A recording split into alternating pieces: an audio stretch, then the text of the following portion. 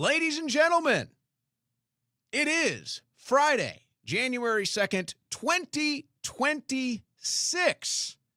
This is the first Owen Report of the year, and here's what's coming up today.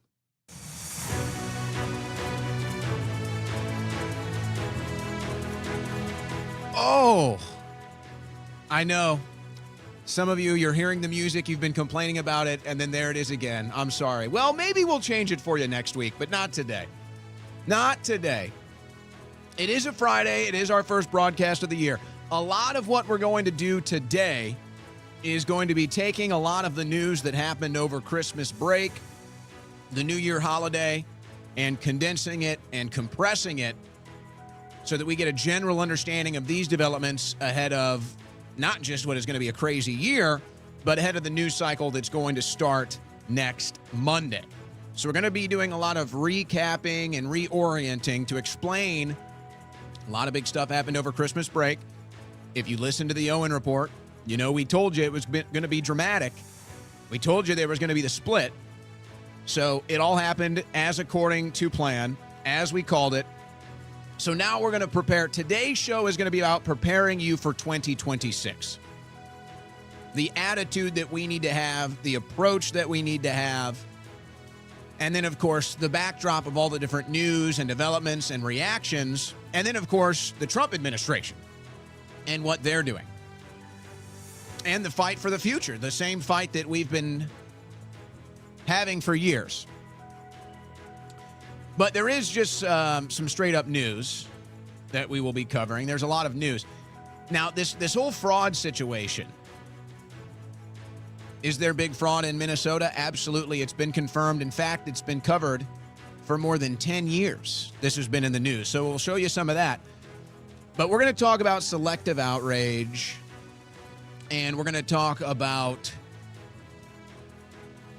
why is it such a big story now as opposed to before? So we are going to talk about that, but here's what we're going to do. We're going to see if this logic can be applied universally. If it can't be applied universally, it's not logic, it's propaganda. So you decide. Are we looking at logical conclusions or are we looking at propaganda? Maybe a little bit of both. Perhaps a little bit of both when we break it all down. So we'll explain all of that. We'll measure all of that. But how can you ignore the big geopolitical fight? How can you ignore the big foreign policy issue? How can you ignore the fact that now Trump and the MAGA movement, whatever it is now, it's not the MAGA base.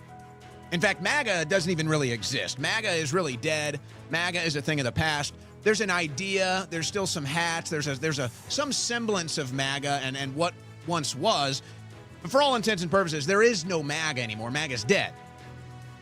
And as the great one Rush Limbaugh predicted, the only person that could do that is Donald Trump. So the big question is Trump doing all of this intentionally? Does he not care anymore? Was this the plan all along? And anybody who's not looking at it from this lens and this angle now is just suspicious.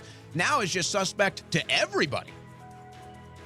If you're not at least willing to look at this through the lens, it doesn't mean we all have to see it the same way. But if you're not willing to look at this through the lens of the obvious, with Netanyahu back in Mar-a-Lago, back in America over New Year's, with Netanyahu talking about how they just bought TikTok to censor it. I've got multiple clips now of these different Jewish organizations saying we're going to censor social media to protect ourselves. Now imagine if the Somalis, because of course there's a huge uproar here, but imagine if the Somalis came out. Imagine if Somalis or Muslims came out and said, we're going to censor social media, we're going to censor speech, we need to get rid of the First Amendment because the things that are being said about Somalis and the things that are being said about our daycare centers are dangerous to us, and so therefore we have to censor that. Can you imagine the outrage? But when Netanyahu says it, and when these different Jewish lobbies say it, and when the Israel lobby says it, now it's okay. Imagine if Somalis said that. Imagine if Muslims said that, and there it is. If logic can't be applied universally, it's not logic, it's propaganda. How you can avoid this heading into 2026, I don't know.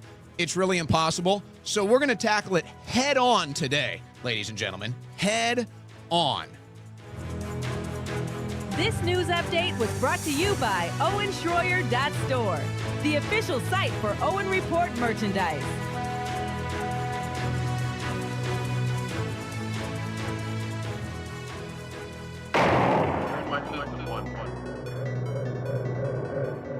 We are so back!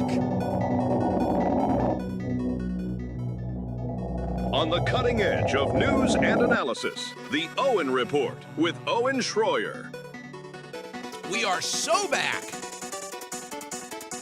Man, it feels good.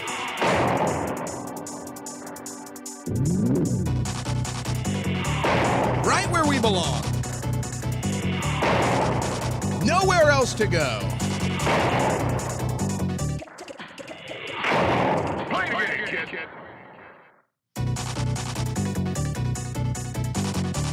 Yeah. Oh, yeah. Big things ahead, ladies and gentlemen. Big things ahead for 2026. Now, let me just tell you before we get started, I have cleared the show of reads today. No live reads, no ads, no sponsors today. Cleared it, cleared the deck. We're just going live. I might not even take a break. We have James Fish back joining me in the third hour. That's going to be awesome. And by the way, who was on that race before anybody else? I'm sorry. I'm going to have a lot of putting feathers in my cap today. Just bear with me. All right. We're back after a 2-week break. So much of what we predicted in the last 2 weeks came to fruition almost exactly as we predicted it. This is why they call me the Babe Ruth of talk radio. So, you know, I'm going to try not to be too much. I'm going to not try to overwhelm you with it today, but I was on the Florida governor's race. I told you it was going to get interesting months before anybody else. Well, we've got James on the show today. How about that? Really looking forward to that interview. We're going to be joined by producer DMT at the end of the show today. He's fired up. He's fired up. In fact, we went over the holiday break, and he's fired up to get on the show. So we're going to be hearing from him today. Now, I got into a little social media spat with Laura Loomer earlier today, and I've said this. My policy remains clear. I'll have it out with you on social media. We'll go back and forth a couple times, but after that, I'm done. I'm not going to sit here and write essays on social media. I'm not going to sit here and have some big monster debate on X. So I extended Laura the invitation to come on the show. She's been radio silent ever since. So she put out a post today. I disagreed with it, or I gave her some criticism. She came back at me. We exchanged blows, a couple back and forth punches. And then I said, Laura, I'm not doing this anymore. Come on the show if you want to have this discussion. And then she went radio silent. So I don't know. If we hear from her, we'll have her on. If not, it's no big deal. It's no loss to me. And here's why. And so this is where we're going to get into the thrust of it. Now, as I said, I do have news to cover. All right, I've got news to cover. There's no shortage of content today. But I really want to start the show. I really want to kick off 2026. I really want to kick off this transmission explaining the attitude, explaining the approach of how we go into 2026. And see, it's so important to have a perspective and a framework of what you want to do. And if you go back, and I didn't pull this up, but anybody can find it. After the 2024 election, I made a post on social media, and I said, remember this. 2025 is going to get extremely contentious. So remember what you stand for, not who you stand for. And I explained this in a broadcast. And I said, this is going to be the big thing going into 2025. Remember what you stand for, not who you stand for, because this is going to get wild. So here it is for 2026. This is the approach. This is the mindset. This is the framework for 2026. We don't owe the Republican Party anything. And in fact, we don't owe Donald Trump anything. No.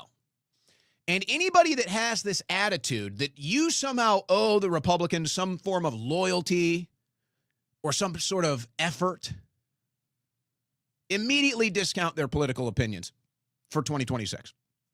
Maybe they can recover. I would immediately reject whatever other political opinions they offer. If anybody out there, and include Donald Trump in this, if anybody out there is saying, you owe this to the Republicans, you owe this to Donald Trump, you need to do this, you need to do that, as we approach the midterms, discount their political opinions for 2026.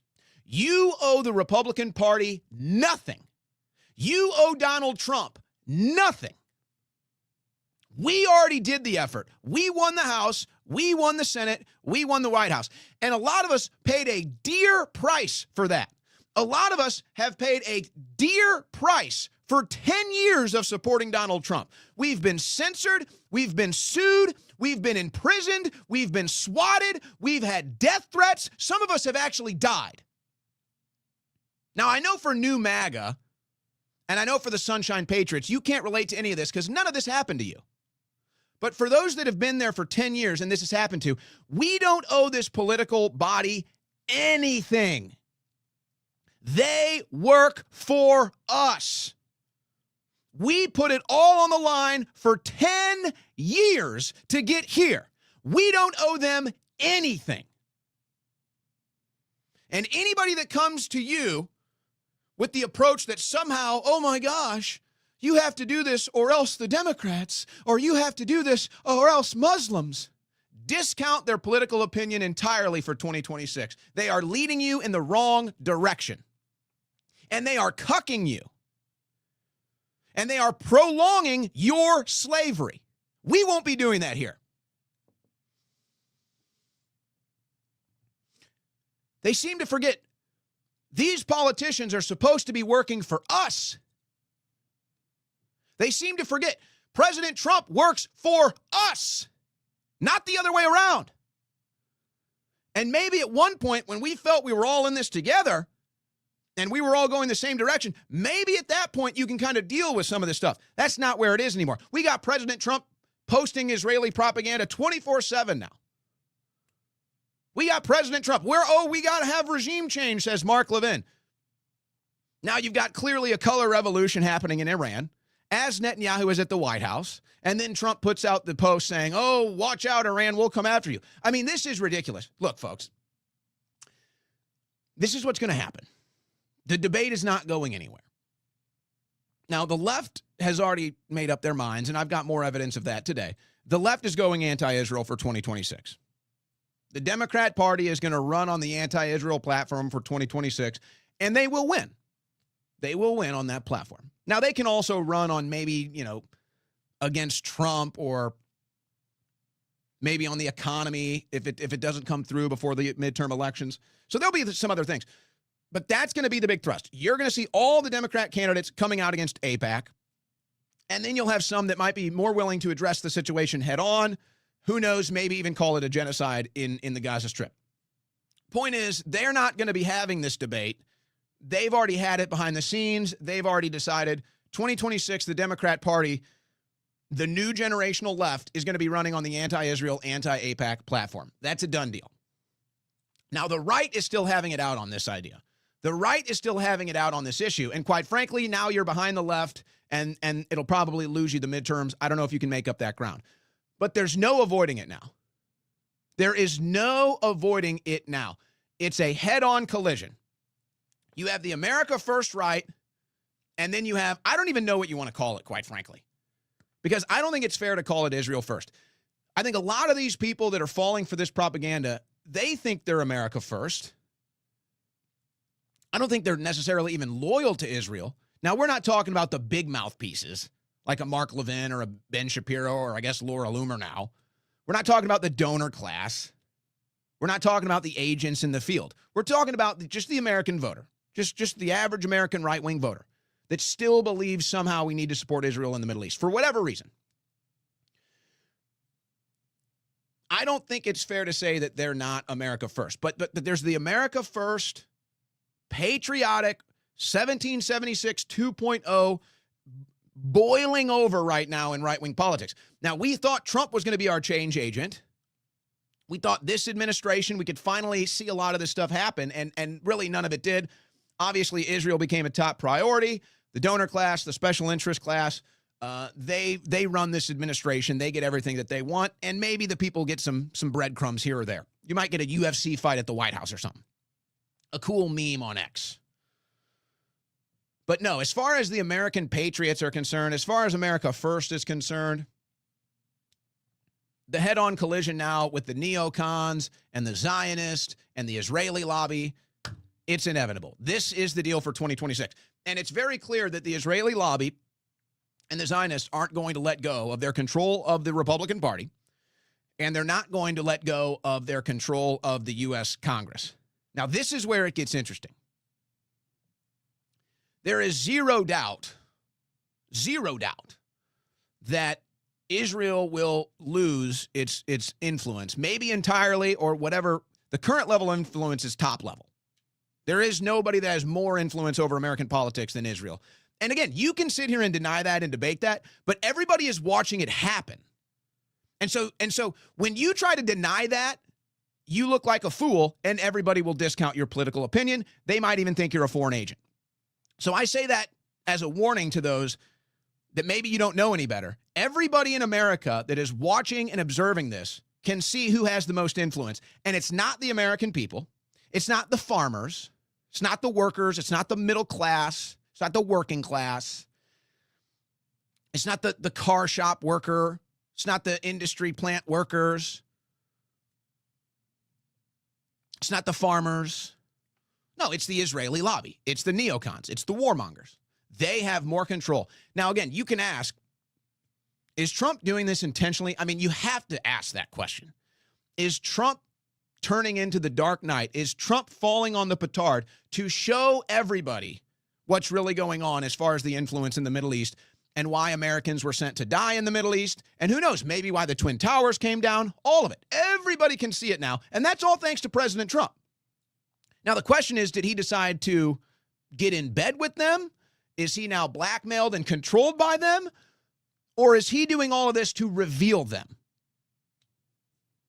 I think those are your three options. Trump is either in bed with them,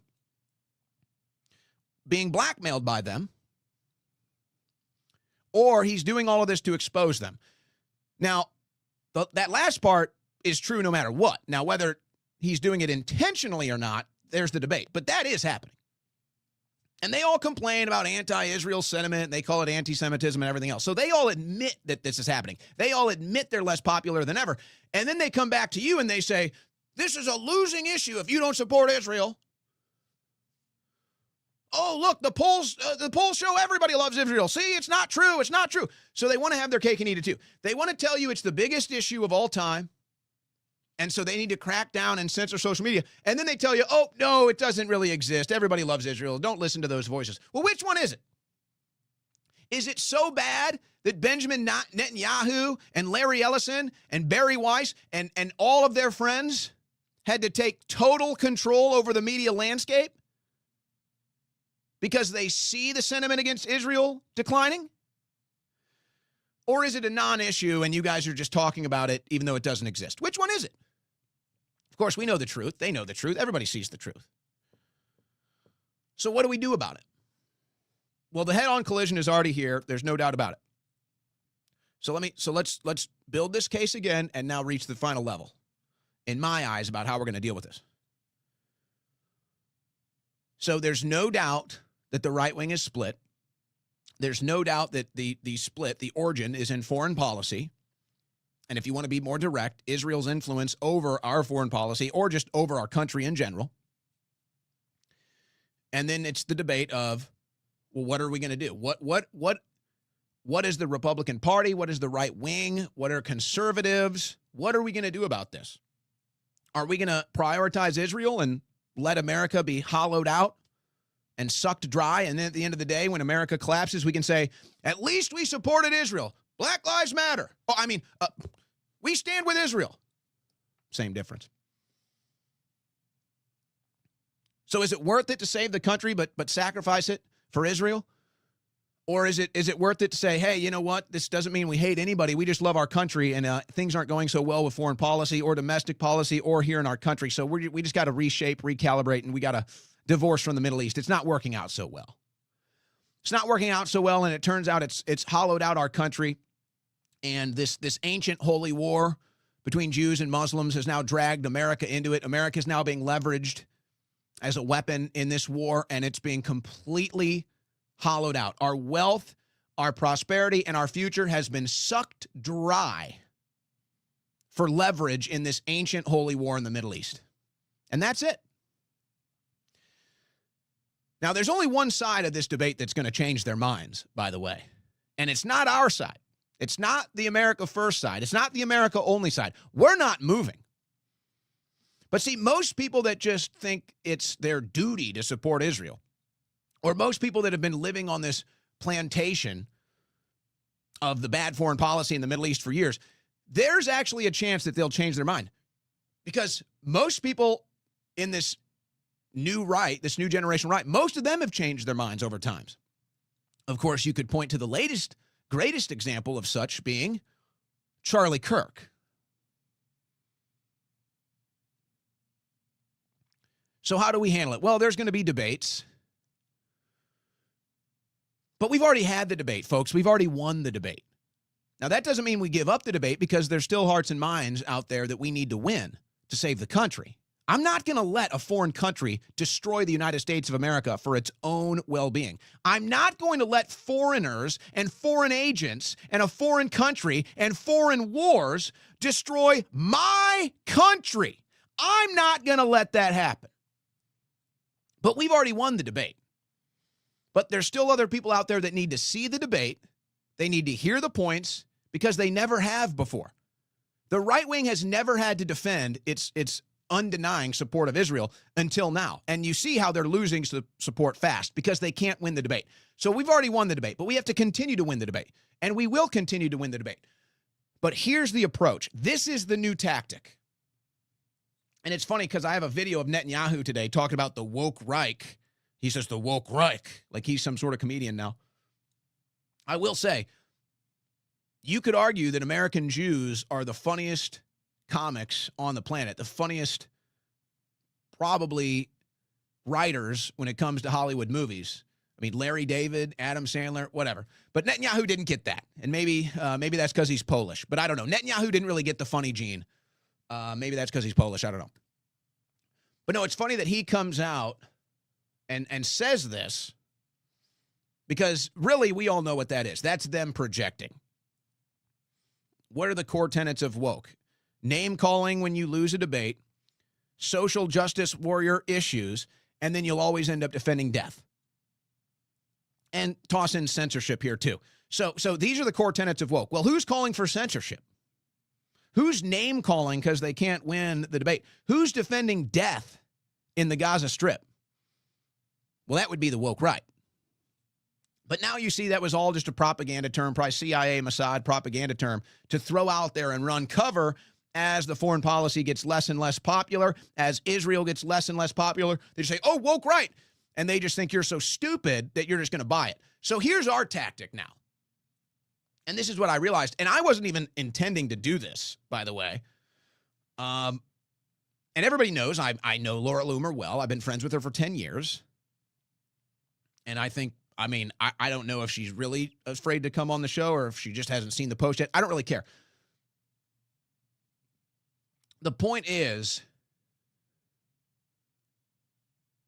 when I sent the post out in criticism of Laura Loomer today, and I saw the response to it, which I've seen before, but, it just gets worse, I realized something.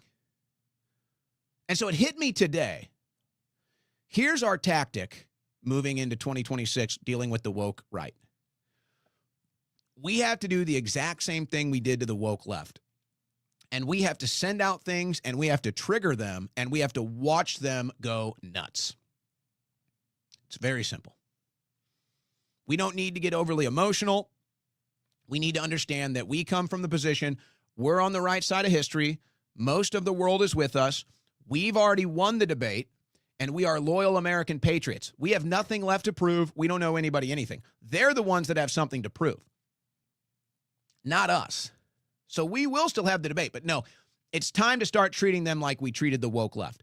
It's time to intentionally send things out that trigger them so that everybody can watch your response. Think about, remember how we used to just say, what is a woman? Or how many genders are there? It's like, that was a way to trigger the woke left. Now you just do the same thing with the woke right. Pick your poison and just throw it out there and let them go crazy. It's time to start triggering the woke right every day and let them go nuts. Mark Levin is a perfect example. Dave Smith, and maybe this kind of added to my thought process today, Dave Smith has triggered Mark Levin. Now, Mark Levin has been off the deep end for months now. And we were one of the first shows to address that early last year. And those clips still go viral on social media. But now Dave Smith has triggered Mark Levin into a new level of conniption fit, into a new level of woke right rage, woke right triggers. Now, the other aspect of that is that we have to maintain our calm. We have to maintain our calm. We have to remain steady. We have to remain on 2 feet. We have to look like the sane ones in all of this. And that's why the backdrop is so important, folks. We don't owe anybody anything. We don't have anything to prove. We've already won the debate. We know who we are, and we know what we are, and we know what we stand for. So you need to have that. You need to understand that. You need to completely absorb that as we go into this. And then once you have that understanding, it's the same thing with the woke left. We knew we were the better people. We knew we had the moral high ground. We knew we were on the right side of history, and now here we are. And where are they? So now we have to do the same thing with the woke right. Let them crash out. Trigger them every day. Just throw some salt and pepper out there every day and just let them go into conniption fits all day long so everybody can watch how insane these people are. So everybody can see how the only thing that triggers these people more than anything else is when you question their loyalty to a foreign country.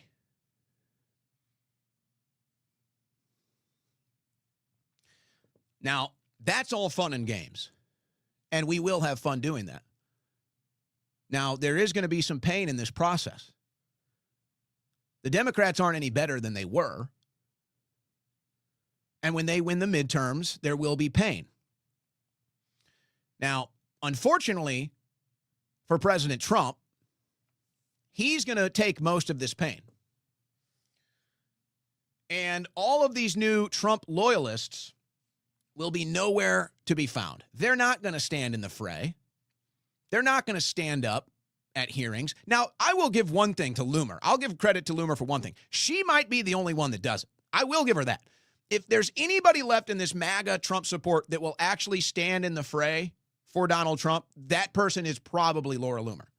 Now, she's married. I don't know. Maybe she's trying to have kids, so maybe she changes her mind on that. I don't know. But she might be the only one left. There are no other fighters in MAGA.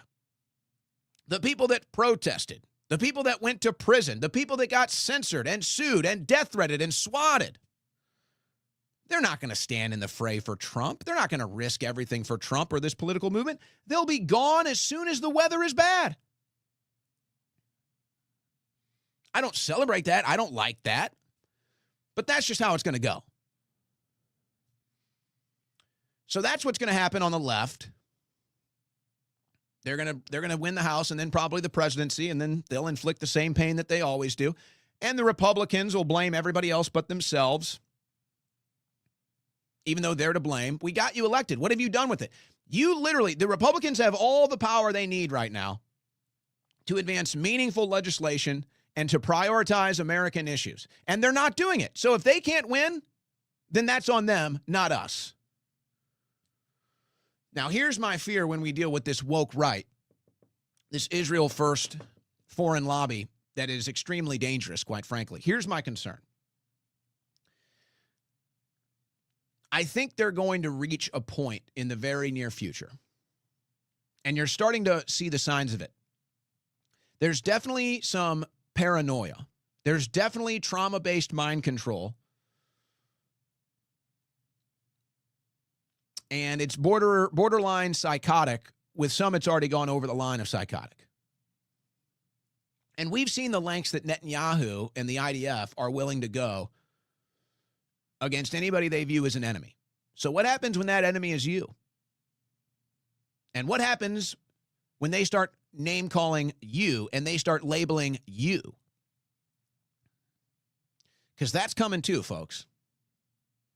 And I've said it for a year, and I said it again today. I do believe, I hope I'm wrong. I don't want to be proven right on this. I'll tell you that right now, but this is just a weird gut instinct, and I've had it before because I know how the political world works, and I know the consequences of the things that I do and say. And I have to be very measured, and I've got a lot of experience to be very measured about these things over the years. But I can't help but think at a very gut level that I will once again be a speech prisoner via the American right. That's where this is going. And I've already dealt with it from the woke left, so I know exactly how it goes. First, they demonize you. They name call you. Then they censor you. That's where we're at right now. We're going into the censorship. Now, the censorship isn't going to work. So you know what they do next? They sue you. When the lawsuits don't work, do you know what they do next? They imprison you. And then when the imprisonments don't work, well, you might get your beeper, your pager going off in your car. So I think things are about to get really extreme. And now why do I say that? Why, that sounds outrageous. Well, hold on. Look at what they're saying. If you don't support Israel now, they say you're part of the Muslim Brotherhood. These people literally have Islamophobia. These people hate Muslims, and I think they really do believe. Some of them are truly Islamophobic, meaning they think every Muslim that walks around is going to try to kill them and blow them up. And if they think you're a part of that, what are they going to do to you? What are they going to do to you? You understand? This is where it's going. This is where it's going, folks. And they're not going to win politically. So what's their other option? No, I don't see Israel and the Israel lobby giving up the most powerful weapon in the world, the United States government. I don't see them just giving that up willingly. No, that's going to be the biggest dogfight that is going to get very bad. Because all things being true, Netanyahu really does put Israel first at whatever cost. Netanyahu puts Israel first at whatever cost. Now, you might think there's something going on behind the scenes, but face value, that's what this is. Face value, Netanyahu will do anything to defend Israel, and he'll do anything to protect any Jew on the planet. He will do anything. Anything. And a lot of people that support him feel the same way. So, sacrificing America or Americans, not even a second thought. Not even a second thought. So that's where this is going to get dangerous. That's where we're borderlining on total clown world and kinetic warfare.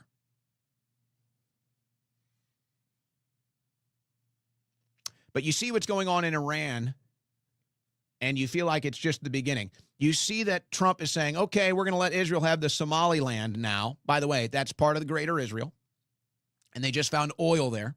So just give it to Israel. And now they can attack Yemen whenever they want. You, the United States taxpayer, just gave $8.6 billion to Israel so that they can have more fighter jets. So it's all going down. It's all going down. And really, you don't have anybody protecting your country. And you might say, well, look, the border crossings are down. And that's true. And to the Trump administration's credit, there are two things that they get an A+ on. Border crossings are down and homicide rates are down. So safety and security, border and homicides being down, A+, great job. And that's great for individual life and just wanting to live in a safe country. But that's not going to save the country from the problems that persist. Let's be clear. That is not going to be the be-all, end-all of whether America gets another 250 years. The national debt, the bad foreign policy, the hollowing out of our production and industry, our intellectual property being stolen, our Congress selling us out all over the world, our military being used by foreign interests and special interests. These are the things that are going to destroy America. And of course, all of this leading to inflation, massive inflation. The United States citizens are broke. Inflation is getting worse. The economy isn't getting any better. These are the things that are going to destroy the country.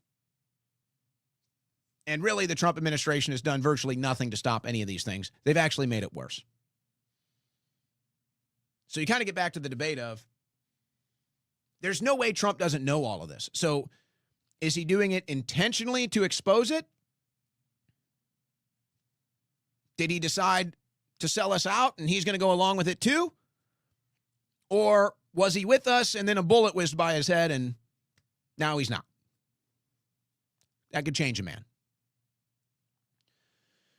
But you already see it, folks. They're already getting ready to censor. The right wing is already ready to censor on behalf of Israel. They're already doing it. They're already ready to do it. They're already announcing their plans.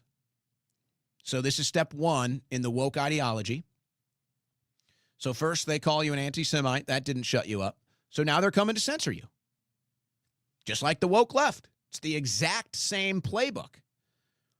When the censorship fails, they'll sue you. When the lawsuits fail, they'll imprison you. It's the exact same thing the woke left did, and now the woke right is doing it. So, we're going to be walking this tightrope now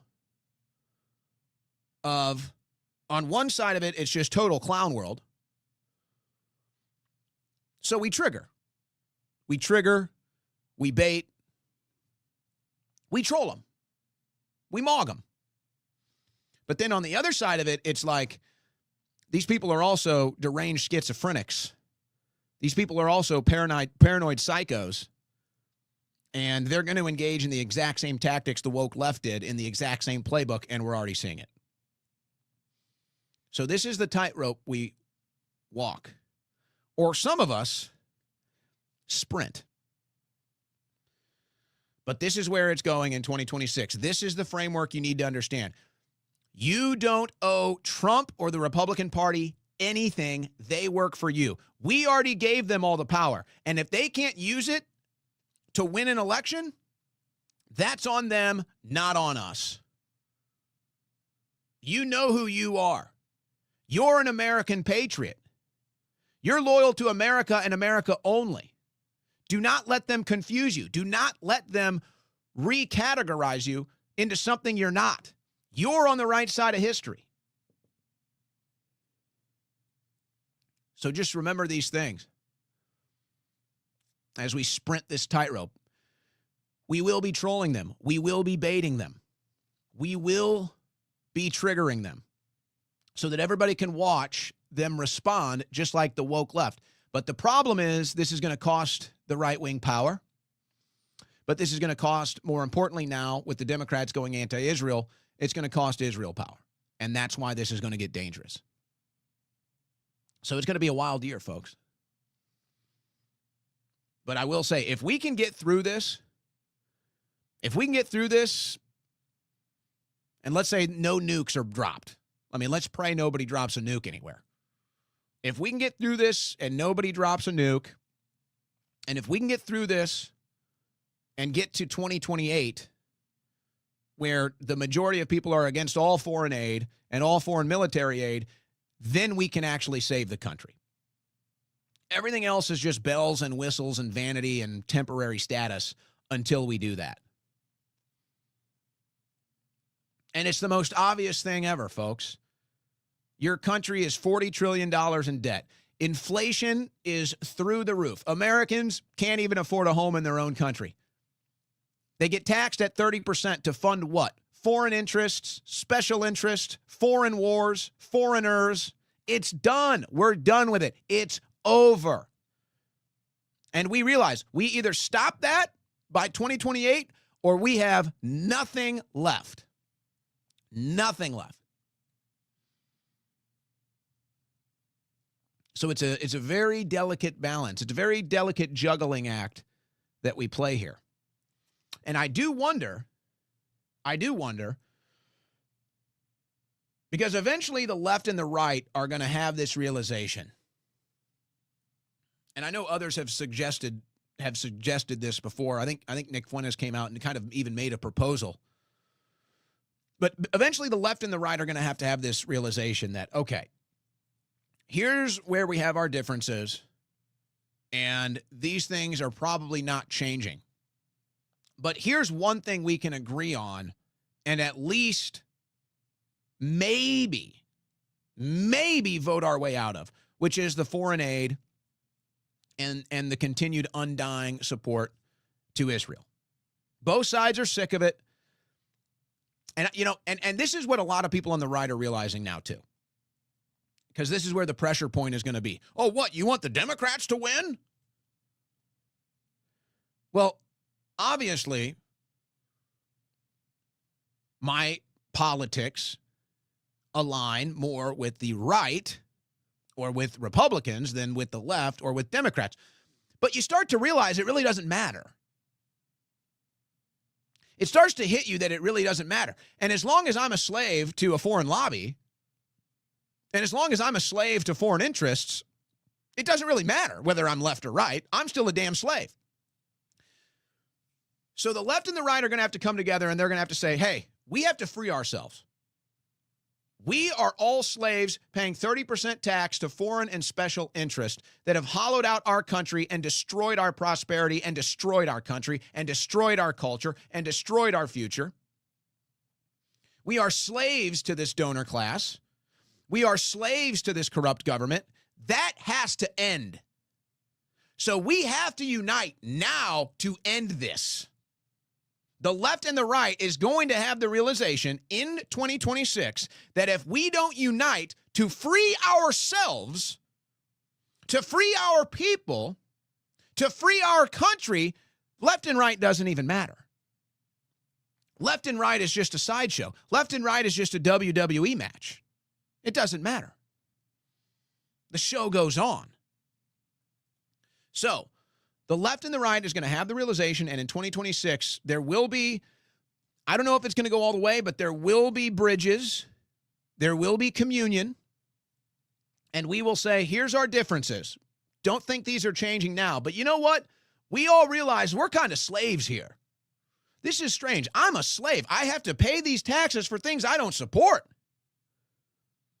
I have to pay 30% of the money that I make for things that I don't even want to support. And what do I get in return? A shitty road filled with potholes? What do I get? A downtown, a metropolitan center filled with poverty and crime and drug addiction and homelessness? Collapsing infrastructure? What do I get? A subway system? A train system that can barely hold its own weight, literally? What do I get?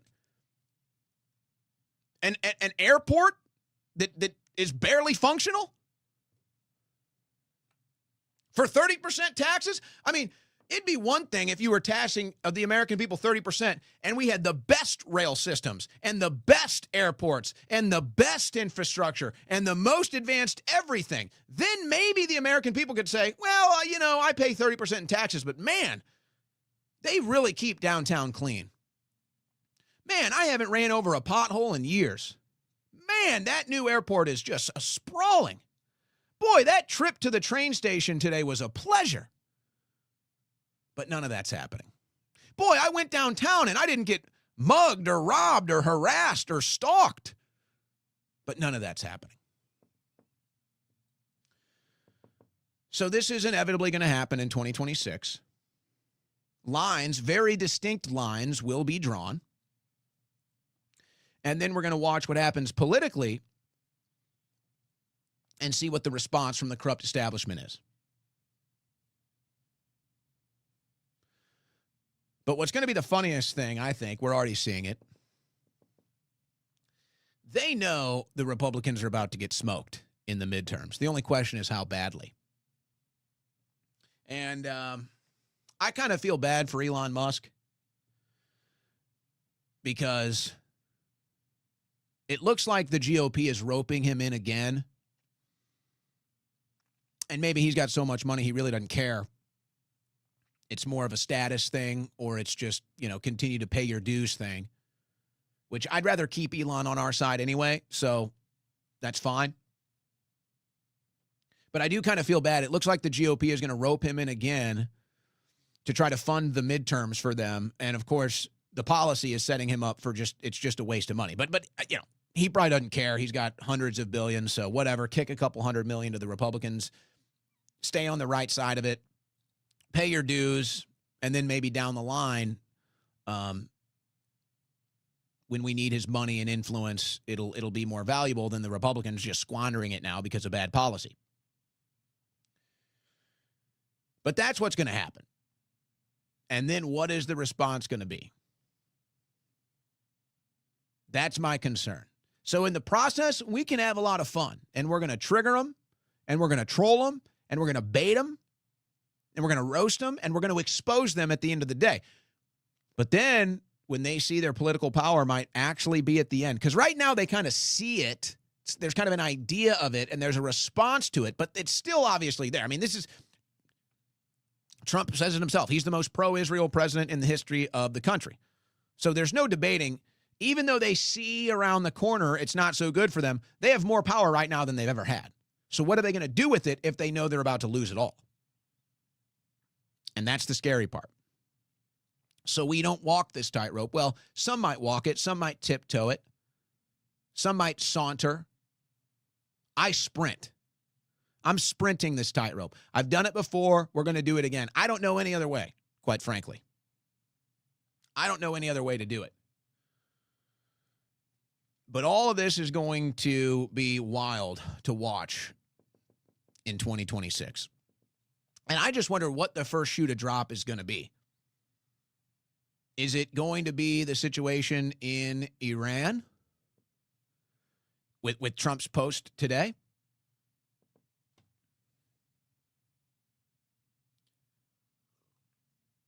It would seem that everybody's focused on that. And if we go ahead and decide to do regime change in Iran, it's like you have to start measuring things upon what is the response going to be. I hate watching our military and our country get used and abused by a foreign country, but that's what it is. But at the same time, it's like if we decide to do regime change war in Iran and Trump gets us involved in a regime change war in Iran before a single deep state arrest, or a regime change war in Venezuela before a single deep state arrest, then it's like there's no doubt. Then it's like this removes all doubt about who controls what and why. So if you're an accelerationist, if you're rooting for the exposure above anything else, then you're like, do it, Trump, just do it. And all these MAGA sheeple and the brainwashed MAGA people and sheeple, what are they going to say when they called us panicans? What are they going to say when they said, see, it's never going to happen? Well, what if it does happen? What are you going to say then? Of course, we all know what you're going to say. You're going to say exactly what you're told to say. You're going to say exactly what the corrupt establishment wants you to say, because that's all you are now. That's what you've become, whether you realize it or not. But that's not going to happen here.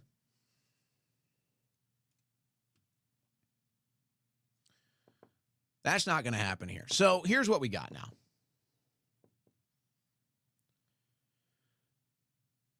I'm going to come back. We're going to hit the news. I know it's like I want to take calls. I got a guest in the third hour, James Fishback, running for governor of Florida. Producer DMT wants to pop in today after that interview concludes. I really want to take phone calls. I want to try to do it all. But I do got to get to this news. So let's see what we can do. And there's so much I can't even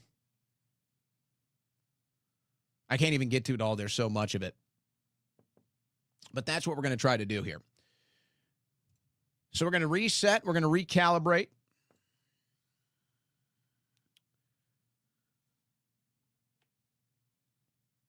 We're going to come back on the other side of this short break, and I'm going to hit all the news, make sense of it all, and then a guest coming up, a couple guests coming up, then maybe your phone calls. We're back. The first Owen Report of 2026. How you doing? You're listening to the Owen Report on the Win Network.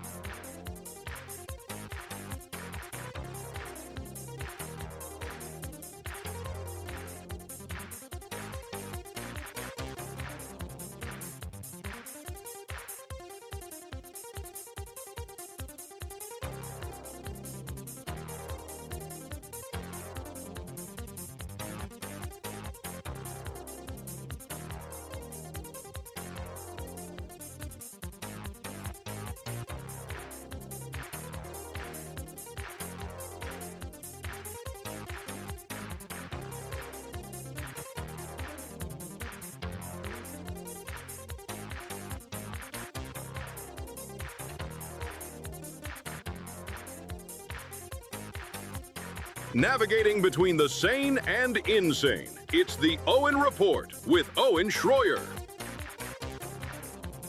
You know, sometimes the universe just sends you a message, and you can choose to accept or not. But sometimes the universe sends you a message. So, we are having a technical difficulty here today. I can't do a screen share. It's not letting me do a screen share. So basically, I have two options now. I can either put my news stories on my side screen and attack it like that. I could just read the news stories and not put any of it on the screen, but I feel like that's the worst of these options. So we'll cross that out. So I can either just screw the news and take calls, or I can throw the news up on my side screen here. Maybe we should just do that. And maybe this will just kind of force me to go through it a little bit faster. You know what happens here? Do you ever have this happen? You are about to do something very important, and then your computer does one of these resets and upgrades. And then it's like, well, I don't have time to figure out what this is all about. So that's what happened with me today. Just raw dog it. I'm looking at the comments now. Just raw dog it. Now, how would I know anything about that? How would I know anything about that? Good Lord. All right. Let's do this. Let's pull it up on the side screen. Producer DMT weighing in. Yeah, I have the browser tried to do an update right before I went live, and the only way I can get it to work is to close out all of my tabs, and I'm not going to do that. So instead, we'll raw dog / side screen it. Does that work for everybody? Little happy medium? All right, here we go. Okay. So Trump posts this earlier today. If Iran shoots and violently kills peaceful protesters, which is their custom, the United States of America will come to their rescue. We are locked and loaded and ready to go. Thank you for your attention to this matter. All right. Now, you can take a stand on this either way. I'm not really too emotional.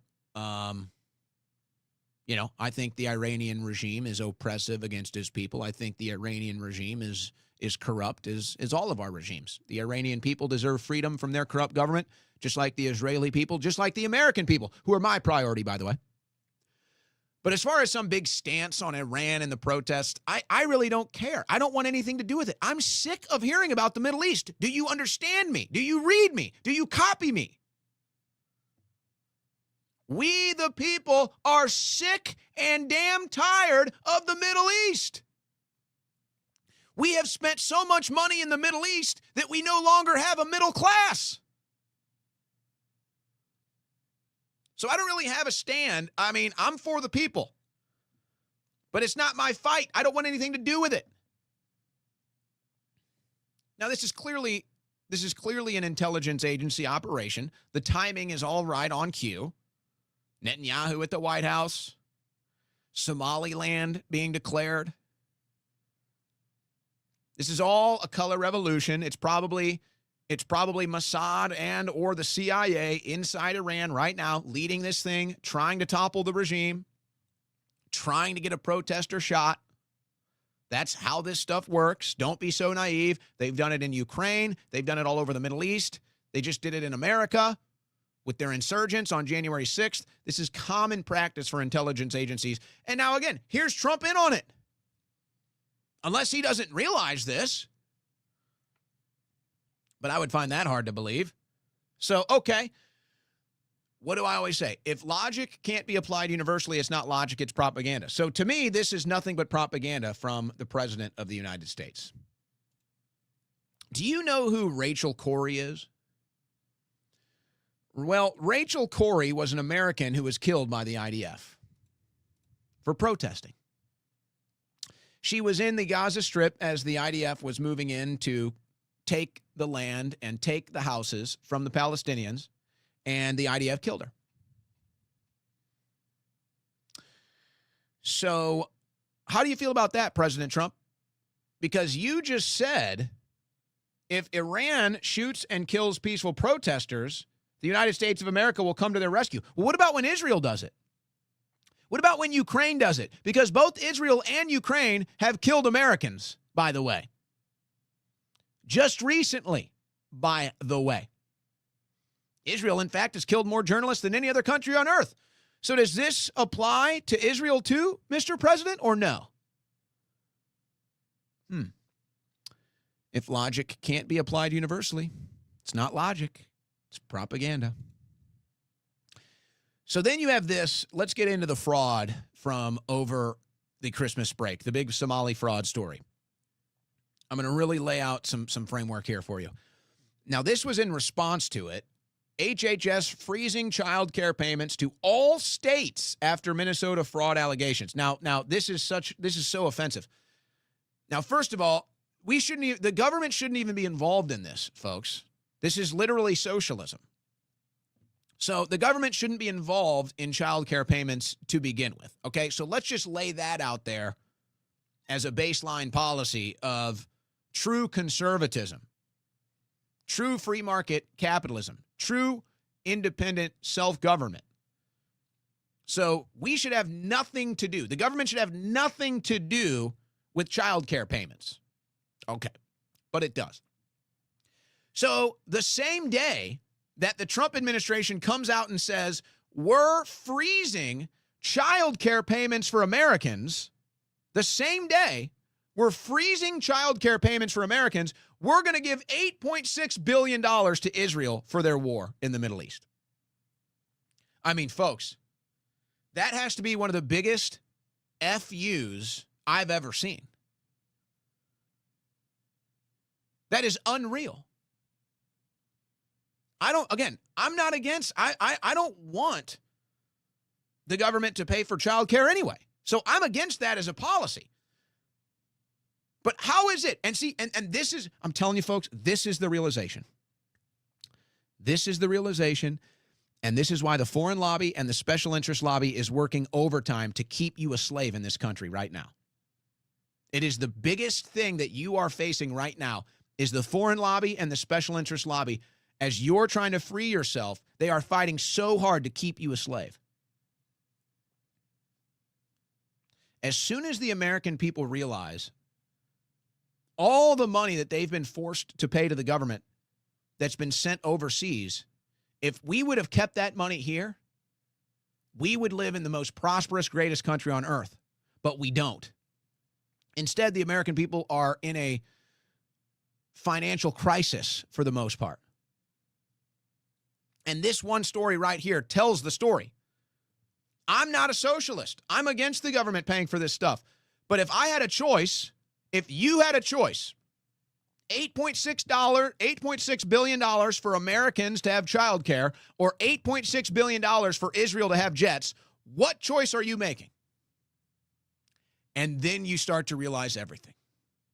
And then you start to realize, wow, all the hundreds of billions, all the trillions of dollars that the U.S. taxpayer has had stolen and laundered for them and shipped overseas, that could have been improving our country the entire time.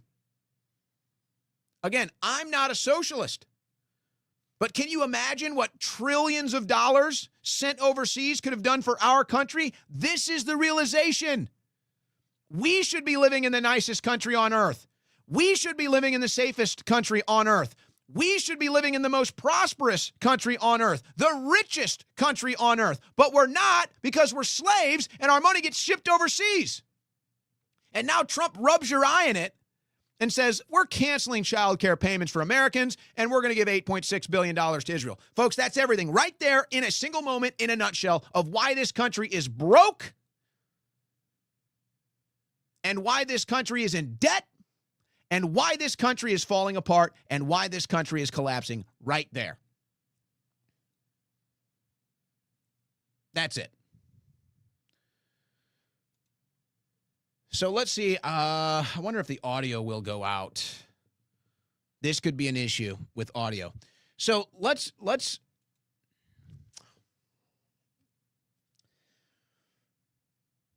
let me just briefly do this because I did a video on this on X the other day.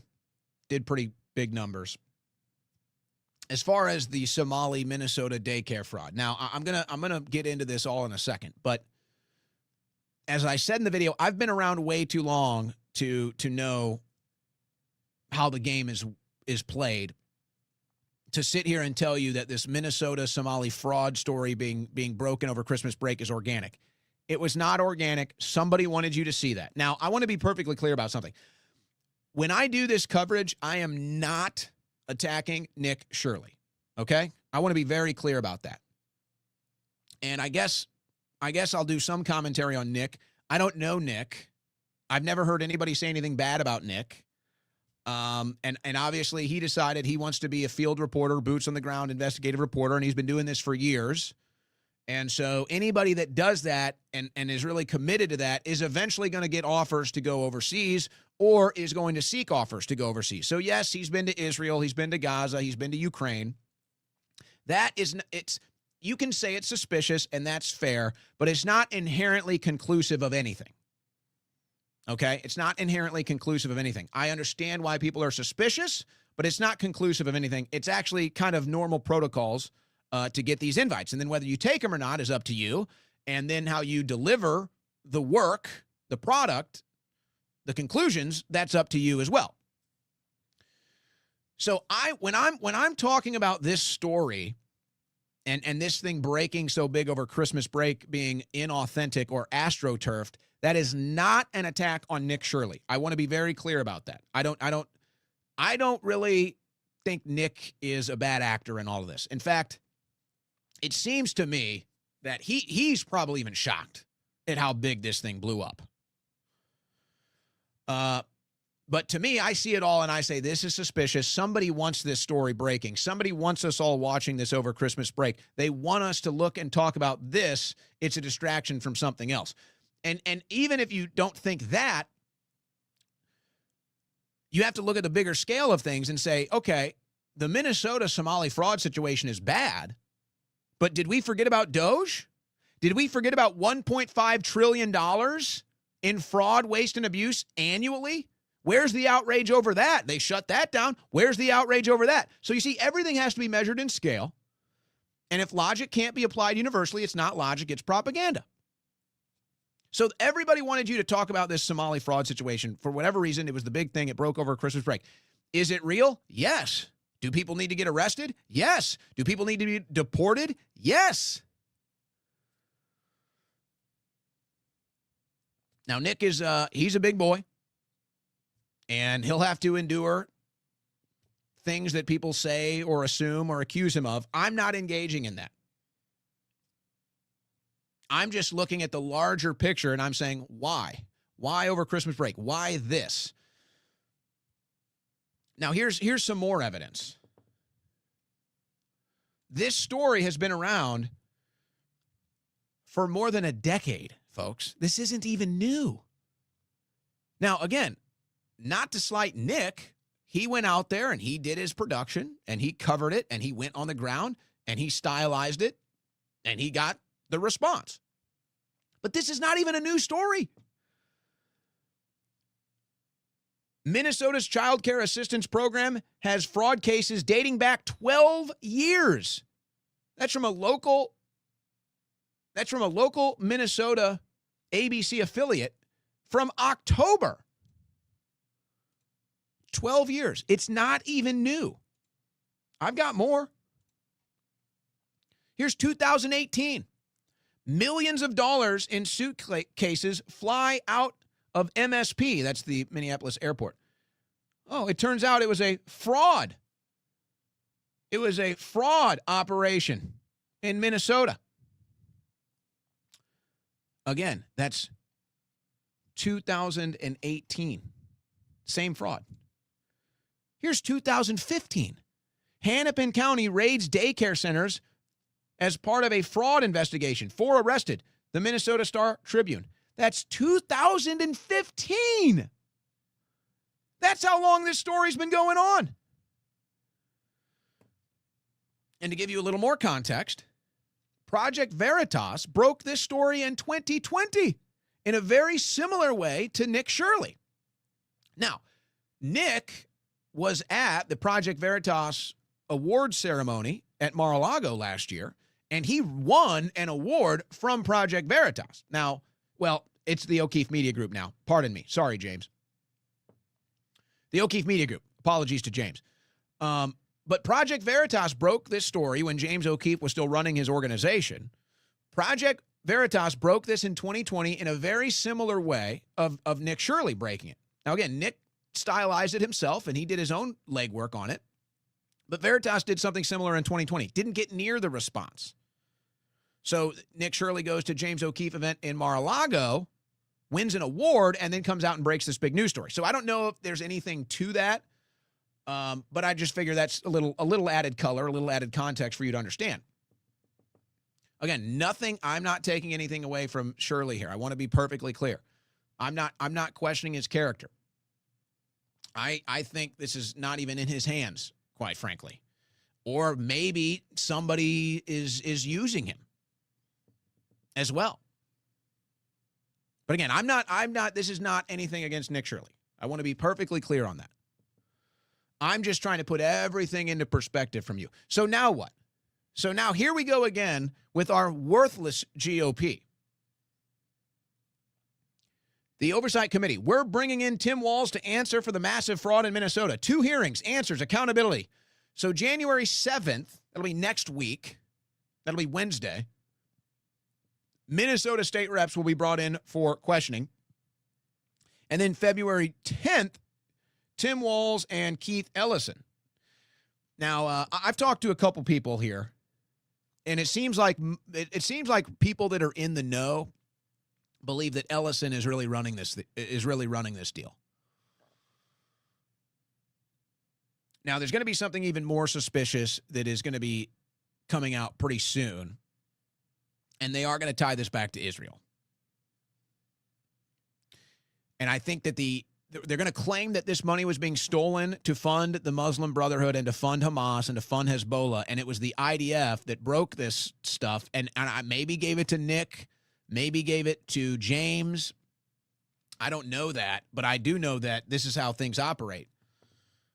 And I've kind of talked about this before when I talked about Tucker and Charlie Kirk, and Charlie told Tucker to go max, and I explained to people that, sometimes in political media, there's a story or there's an angle or an issue that you just can't take for whatever reason.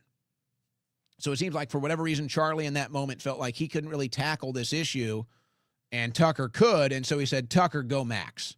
So a lot of times I'll have people that will reach out to me and they'll say, hey, I can't really cover this, or I can't say this, or, whatever. Can you do it? Would you be interested in doing this? And sometimes I might say, I'm not interested, or, oh, that's curious, I'll look into it. The same thing happens with pitches for exclusives. Somebody will come to you, an intelligence asset, a member of an intelligence agency, and they'll give you an exclusive. And so you see a lot of these people breaking these exclusives. And you think, how the hell did they find this stuff? Folks, they get it from intelligence sources. I mean, I don't think I'm saying anything too groundbreaking here. So this will all make sense in a second. But I think this is going to trace back to Keith Ellison.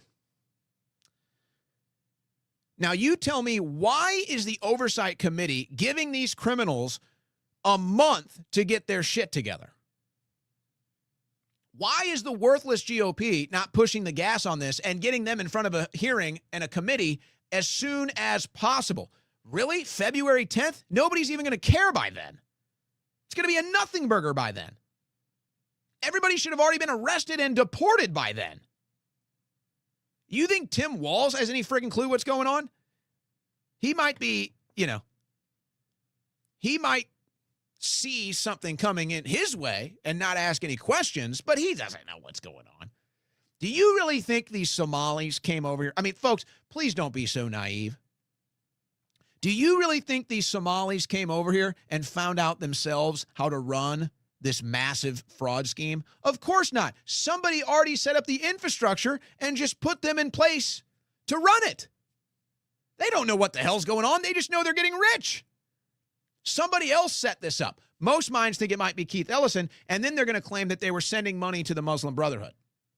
So that's where this all is going. Now, let me go back to the point. I wanted to give that color before I played this video. This is an Israeli reporter responding to this breaking news on all the fraud. Here's what he said. How is the Israeli Mossad related to the recent corruption that was discovered in Minnesota? You're not going to believe it, but there actually is a substantial connection, and it runs through the Israeli Prime Minister office. I'll start from the end. Israel just established relationships with Somaliland, which is not Somalia.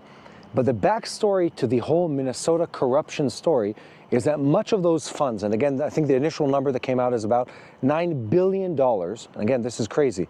American taxpayer money of, let's say, $15 billion that they imagine were stolen or misdiverted from public funds. About $9 billion of those were sent back to support terrorism, or what they would call the Muslim Brotherhood actions, and this is tied into Qatar. And Israel, of course, was behind the scenes, and I know people love these conspiracies, in leaking some of the information that is responsible or related to the funding of terrorism using that exact money. So the fact that Israeli Prime Minister Netanyahu has a phone call and recognizes Somaliland is tied into Qatar being a supporter of the Muslim Brotherhood, tied into the Somali funds that were stolen in Minnesota funding terrorism in the Middle East. That is a story that came out right now It really blows my mind how global terrorism works, but it's such an amazing thing that it was uncovered, and I'm sure there's more news to come on this topic. Well, I think he's right. I think he's right. And I wouldn't go as far to say I know for a fact that he's right. But let's just say I have a very high level of confidence that he is right. And again, you can receive this any way you like. I'm not telling you to receive this as good or bad information. I'm just giving you the information. When you see a lot of these independent investigators breaking exclusives and you're like, how the hell did they get that? They get that from intelligence sources. Now, that could be innocent. That could be a good guy in an intelligence service trying to break a story. Certainly we've seen that. Or it could be somebody in an intelligence service using an investigative reporter to direct attention over here or to control a narrative this way. So I have no doubt that what that Israeli reporter said is true. I'd say I have a high level of confidence that it's true. And I wouldn't be surprised when this all comes out that they somehow run with that angle and blame it again on Muslims and Qatar and everything else. That's the story. So I wouldn't be surprised one bit if all of that comes out. But see, now maybe you get a better idea of why this is all happening now, why everybody's paying attention to it now and they weren't before. Might just give you a better idea. But shame on the GOP for giving these people a month to get their story straight before they have to go in front of a hearing. That's a joke. That's a joke. But there it is. But hey, since we care about fraud so much, right? Well, why aren't people on Trump's ass? You know how many fraudsters that Trump has pardoned and commuted their sentence? And much of them, a couple of them have been re-arrested. We'll just cover a couple here today. I didn't want to do it all for the sake of time. Convicted of bilking investors, Nikola founder and Trump donor gets a presidential pardon. So here's major fraudster. Trevor Milton, the founder of electric vehicle startup, sentenced to prison last year on fraud, pardoned by President Trump. And then after the pardon, or somewhere during this time period, he and his wife donated $1.8 million to the Trump reelection campaign. A little pay for play. And then he hired another Trump associate as his pardon attorney. So, another Trump associate gets paid off with that. Another fraudster gets off. He donates to Trump's friends, Trump himself, and he gets a nice pardon. So that's how much we care about fraudsters. And I know what everybody's thinking. He is actually from the Church of Latter-day Saints. Boy, that starts popping up a lot more lately. From the Church of Latter-day Saints. Here's another one. Healthcare fraudster Philip Esformes is latest Trump clemency recipient to be arrested. Philip Esformes is among several people granted clemency by then President Trump who have since been charged with new crimes. This is one of the biggest healthcare fraudsters in the history of the country, Philip Esformes, whose 20-year prison sentence for a massive $1.3 billion Medicare fraud scheme was commuted in 2020 by then President Trump. He was re-arrested in Florida on domestic violence-related charges. In August of 2024, another recipient of a Trump pardon, Jonathan Braun, a commutation of his sentence, a 10-year prison term commuted in 2021, was charged with assaulting his father-in-law and his wife in separate incidents. And now, Esformes, similar charges. Where is it here? He had some domestic dispute at his synagogue.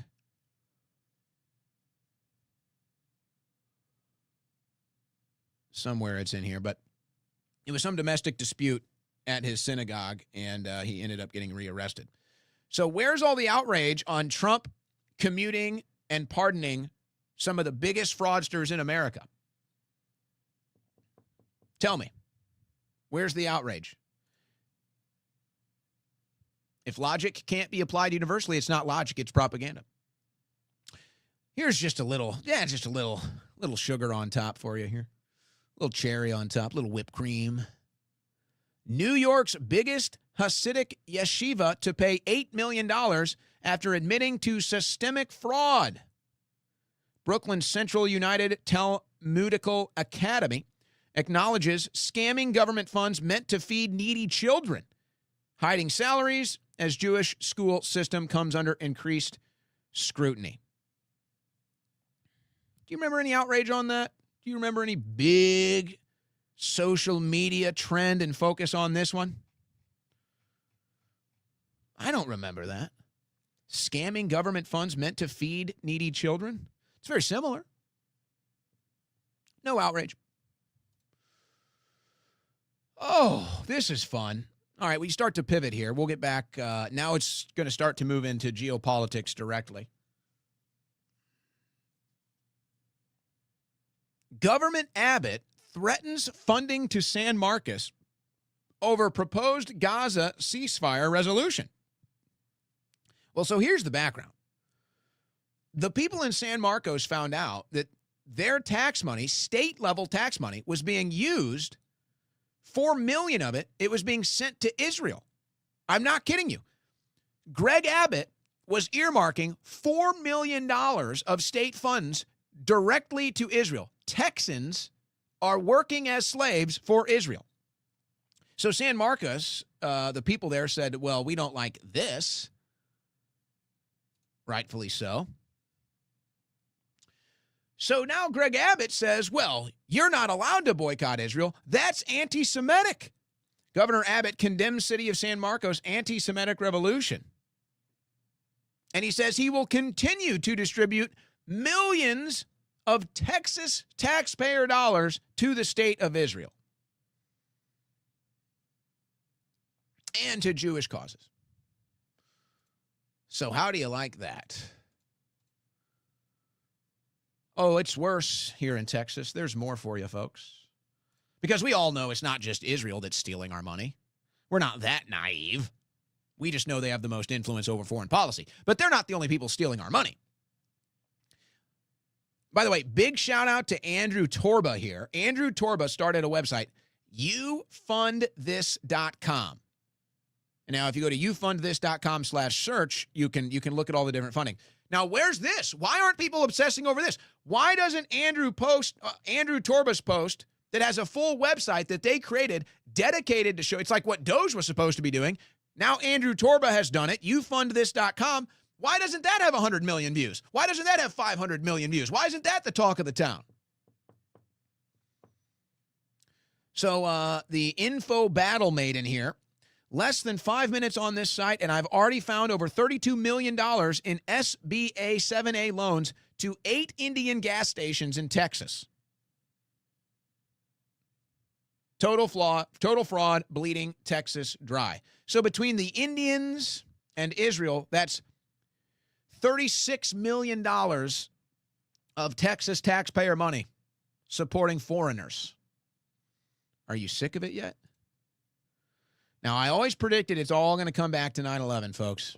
And I'm sure you saw Trump's post over Christmas break with the picture from Israel and the dead fake bald eagle and 9/11 in the corner. I'm not going to get back into that. I did a video on that over the break. You can watch that for my opinion. But it's all going to eventually come back to 9/11 because when we really get into the ground level of this debate on foreign policy and a ground level on this debate over whether or not you need to live in fear of Muslims and cater every decision you make to this fear of Muslims, it's all going to eventually lead back to 9/11 because what else can they stand on?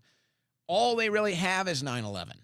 That's their big deal, that Muslims hate our way of life, and so they did 9/11. So it'll work if you believe that official narrative, but more and more people don't believe that official narrative, and so it's not going to work. So what are they going to say? But it's all going to come back to 9/11. And, of course, with Mamdani getting elected and swearing himself all in the Quran, this is just going to This is just going to speed this process up. And you know, quickly, I listened to Mamdani's speech. There's no doubt he's very charismatic. He's kind of the new Obama, if you will. Now, he's ineligible to be president, but some would say so was Obama, and we all know how that turned out. You know, Mamdani, you know, it was a decent speech. I'll give him that. And he says things like, we're going to replace rugged individualism with collectivism. Here's 2 words for you. Fuck no. How about that? How about fuck no? We're going to replace rugged individualism with collectivism? Excuse me. I'll tell you what. I might be willing to hear your sales pitch. I might be willing to hear your sales pitch on collectivism if I walked around and everybody was elite, in great shape, in great health, good looking, smart. If I walked around town and everybody was smarter and better looking and richer than me, then I'd be all in for collectivism. But you know what? How are you going to try to sell me collectivism when half of the country is fat and retarded? But aside from that, that is an unforgettable thing. That is an unforgivable thing. That's saying we're going to replace the American way with socialism. So he doesn't even hide it. He said, I was elected as a Democrat socialist. I'm going to govern as a Democrat socialist. So he doesn't even hide it. So he's an outright socialist, which should be more alarming than the Islam angle for me. But okay, you can pick whatever. You can say you're not a fan of that either. I'm not pushing back on that. Getting sworn in the Quran, you got an issue with that? I'm not in your way. But to me, that was the unforgivable statement. That is the statement that should really ruffle our feathers. We're going to get rid of rugged individualism and replace it with collectivism? You're a dirty commie. And this is the guy that Trump loves, by the way. That is unforgivable. That is disgusting for New York City. Ugh. We're going to have collectivism. Really? Half of the country is fat and retarded, and now they're telling you that you have to work 4 times as hard to take care of the fat retards. Sorry, no go. Not going to work here. But that's what they're saying. I'm assuming, guys, I'm assuming the audio went out with the, I'm reading the chats now. I didn't hear anything. I forgot to check on the audio because now that my screen share is messed up. Let me see here. Were you guys able to hear the Israeli reporter? I'm looking at the chat. Were you guys able to hear the Israeli reporter there? Because normally I have to feed audio through the, it was going through. I'm checking in with DMT. Okay. All right. Sorry, because normally I feed my audio. I had to feed it through a different route because we're having this browser issue. Apologizing for airing the laundry here. I just wanted to make sure before I played this next clip that that we had the audio. Okay, guys, I got you. Thank you. So here we go. Now, as I told you, social media censorship was back. Free speech censorship was back. This was all being done intentionally. So again, let's just reframe this before we go into these clips. They want you to become anti-Semitic. They love seeing the anti-Semitism. They love seeing all the Jew hatred because that gives them clearance to censor social media. So this whole push, you know, with putting somebody like Rabbi Shmuley or Randy Fine or Ben Shapiro, the whole reason, or Mark Levin, the whole reason why they're so extreme and the whole reason why they lean in is because they want the rise of anti-Semitism. They want it because then they can come in and say, see, look, we're the biggest victims on the planet. We need social media censorship to protect us. And now that's exactly what they're doing. So here's Israeli cybersecurity billionaire Kramer. I told you, folks, I told you social media censorship was coming. I told you it was going to be in the name of fighting anti-Semitism. Now, that's just the entry. That's just opening the door. Then it's going to be total censorship, total surveillance, total everything.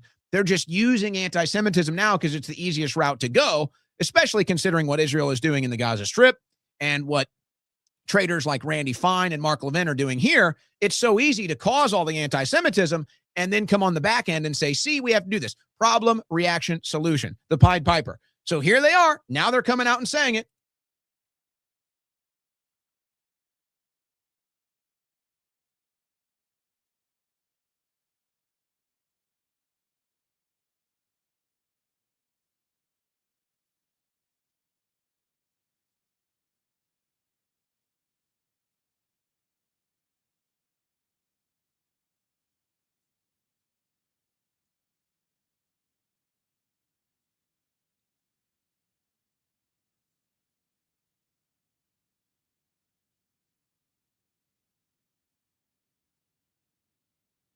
Now, if you're not as upset, now you can't hear it? See, I knew this was going to get messed up. All right. I'm going to play it again. We're going to work around these tech issues today. Don't worry, guys. Bear with me here. Here we go. If you're upset over Mamdani saying we're going to replace rugged individualism with collectivism, and you're not upset with this, then you are inconsistent and you are falling for propaganda. Here's an Israeli cybersecurity billionaire telling you it's time to sacrifice the First Amendment for Israel. I know it's difficult to hear, but it's time to limit the First Amendment in order to protect it, and quickly before it's too late.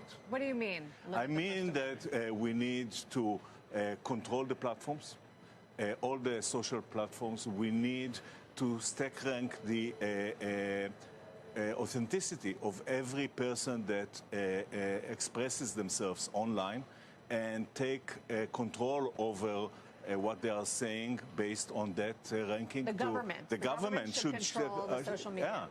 Yeah. I know it's difficult to hear, but it's time. So there you go. Now, where's the outrage? Where's the outrage from the free speech right? Where's the outrage from the pounding on the desks and standing up for the First Amendment and we must have free speech? Where are they? They're complaining about Mamdani talking about socialism. Okay, good. They complained when the left was censoring us. They complained when liberals and progressives and Democrats were censoring us. What about this? Where's the outrage? Oh, now that we're censoring for Israel, it's okay. Now that we're censoring for anti-Semitism, now it's okay. I see. Who is it that said, find out who you're not allowed to talk about and you'll find out who rules you? I forget the exact quote. We're paraphrasing here badly, but we are. Who is it that said that? Because that seems to be the case. It's never been more obvious. Here's more. Jordana Cutler, Public Policy Director, Israel and the Jewish diaspora at Meta. So this woman works. She's a tech head. Here's what she has to say on the issue. In addition to my work leading the Israel public policy team, I created a new role specifically focused on the Jewish diaspora. It is a privilege to represent Meta to Jewish communities worldwide. I am proud that Meta's commitment to addressing anti-Semitism on our platforms has remained steadfast, especially after October 7th. Our policies are industry-leading in protecting Jewish people and Israelis on our platforms. Our community standards include policies that prevent harassment, violence, and incitement, and include a robust framework to combat anti-Semitism. Our hateful conduct policy includes specific protections for Israelis and Jews. We banned Holocaust denial and distortion back in 2020. We changed industry thinking on this issue, designating denial as hate speech rather than misinformation. It wasn't just about facts, it was about protecting people from harmful conduct. We banned content with harmful stereotypes about Jews, such as the claim that Jews run the world or other major institutions. We updated our policies to recognize Jews don't run the world, but if you say Jews run the world, you're not going to be allowed to participate in the world. You guys are really proving your case. that the term Zionist can be used as a proxy for Jews and Israelis. We banned content claiming Zionists run the world or control the media, and we do not allow for dehumanizing comparisons of Zionists. It's a delicate balance between safety and expression. No, it's not. My role is to ensure that the voices of Israelis and the Jewish community are heard in this. No, it's not. You guys are censoring the First Amendment for Israel. That's what you're doing. There's no debate. There's no gray area. Here's Netanyahu. And the most important ones are the social media. And the most important purchase that is going on right now is class. TikTok. TikTok, number one. And I hope it goes through because it can be consequential. So there's Netanyahu bragging about how the Israel lobby got control of TikTok so that they can censor on behalf of Israel, so that the youth will continue to be slaves to Israel and not stand up for the horrific acts and the death and destruction and the bloodshed that Israel has on its hands. So you won't be able to say that. So there's Netanyahu admitting this is the plan. We're censoring social media so we can do whatever we want. And by the way, at the beginning of this, I'm not going to play the full clip for the sake of time. At the beginning of this, he brags about his social media influence team. He brags about how he's got social media agents. Let's continue. This just broke today. Israel asked Qatar to increase funds transferred to Hamas in Gaza a month before October 7th. Yeah. Israel had its role in October 7th. Make no mistake about it, folks. And again, the Western media blocks all of this. There was testimony at the Knesset from IDF soldiers saying, we stood down on October 7th. Of course, you never see that in Western media. You're not allowed to. But no, Israelis are calling this out too, folks. Israelis are calling out the false flag on October 7th too. This request came after Hamas made threats of violent escalation. Qatar had informed Israel that Hamas was seeking to maintain stability during talks with Israeli officials. This is why Israel gets so mad when the Trump administration tries to talk to Hamas without Netanyahu there, because they want to be in total control of everything. So yeah, more evidence that Israel had its fingerprints all over October 7th. Now, this is Netanyahu. He's in the U.S. over Christmas and the New Year's holiday. He's speaking at a synagogue in Miami. You know, you can listen to what he says here, but the attitude and the aura of him is very telling. Let's listen. Say to the entire world, never again. Never again. Now, of course, he's talking about the Holocaust. Of course, never again is everywhere except Gaza. So never again except in Gaza. Never. Never again was last year, in which we demonstrated to the would-be destroyers of Israel, we shall destroy you. You shall not destroy us. Now, he's saying this in America, folks.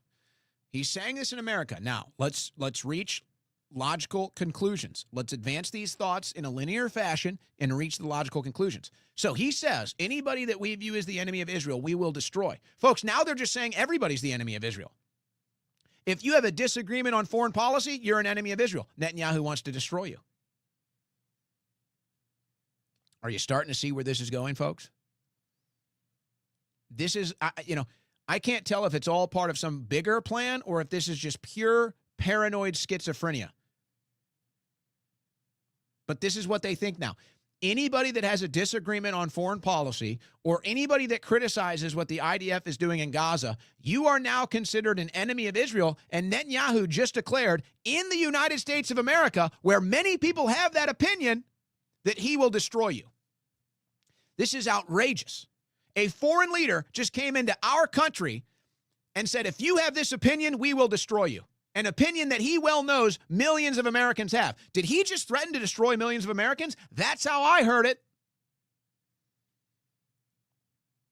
And they all cheered along. Very telling. Now here's Netanyahu. I can't deal with him anymore. I just can't. Let's skip that one. Talking about how Israel controls the Christian Zionists and how grateful he is for it. Let's talk about, so, hey, at least the situation in Venezuela has nothing to do with Israel, right? At least the situation in Venezuela is something isolated and something different, right? We've had an unbelievable success by degrading Iran, which was a first-rate power. Now it's a second-rate or third-rate power. They were throwing their weight all over the place, exporting terrorism, not only to every part of the Middle East, but to Venezuela. They're in cahoots with the Maduro regime. You know? They're yes. exporting terrorism to America, to the American hemisphere, and then they want these Hezbollah and Hamas to get their guys into the United States. So Hamas and Iran's and its proxies are a threat not only to us, but to Israel, all America's allies in the Middle East, and to. So there it is. So we're going into Venezuela for Netanyahu. There it is. There it is. Do you want to hear from the Tikva Fund? Let me just read this again. I got James Fishback coming on in 10 minutes, so let me try to pile drive here. The Tikva Fund, which just got a $10.4 million grant from the Trump administration to fight anti-Semitism and teach the Talmud, released a 22-minute video touting Jewish exceptionalism, that's a quote, and attacking Tucker Carlson AOC alliance. So Americans aligned against a foreign country stealing our money and killing people with it? Oh, boy. American Jews are the wealthiest Jewish community in the history of the world, Tikva's president and CEO Eric Cohen says after arguing that every Jewish youth should attend a Jewish day school rather than assimilate into America. He says throughout the speech that Israelis and American Jews are one and need to understand that being Jewish is the most important thing in the world and our lives. That's a quote. And this is funded by you, the American taxpayer. This is direct subversion of Americans. I got to say, you know, there's an arrogance and a hubris here that you really almost can't even imagine. Because most Americans still don't even realize they're slaves. Most people on this planet still don't even realize they're enslaved to some degree. But Americans, you know, they're starting to realize, well, wait a second. Why do I work so hard? And then I give 30% of the money I earn, and then that money just goes to foreign countries and foreign interests. What am I doing? Well, they're starting to realize they're a slave. So they're just coming out and they're just telling you now. Like, the hubris here is, yeah, we own you. Yeah. That's the hubris here. It's like, yeah, we're the superior race. We're the superior people. We're the chosen people. You work for us. We're the most important people. You work for us. And, of course, we see where that is going. You're saying that to Americans, by the way, who maybe you think are dead. You know, maybe you think the rugged individual is dead. Maybe you think the American rebel, fighting spirit, fighting soul is dead. It's not dead. It's just dormant, buddy. But keep it up, because you're about to awaken it in ways that I can't even imagine. And in a way, I'm thankful for you. You're doing more to awaken the American spirit. You're doing more to accelerate the American Revolution 2.0, to free my people, to free my country. You're doing more than I could ever dream of doing. So I say keep it up. Keep reminding Americans that they owe loyalty to a foreign country. Keep reminding Americans that they need to continue to work as slaves for a foreign country and foreign interests. Keep telling American Christians that Jews are the superior race. Please keep it up. And I feel bad for the Jews that are in the crosshairs of this. The average American Jew is not benefiting from any of this. It's true. Are there some that do? Are there some that are highly connected and get taken care of? Of course. But that exists in every different tribe.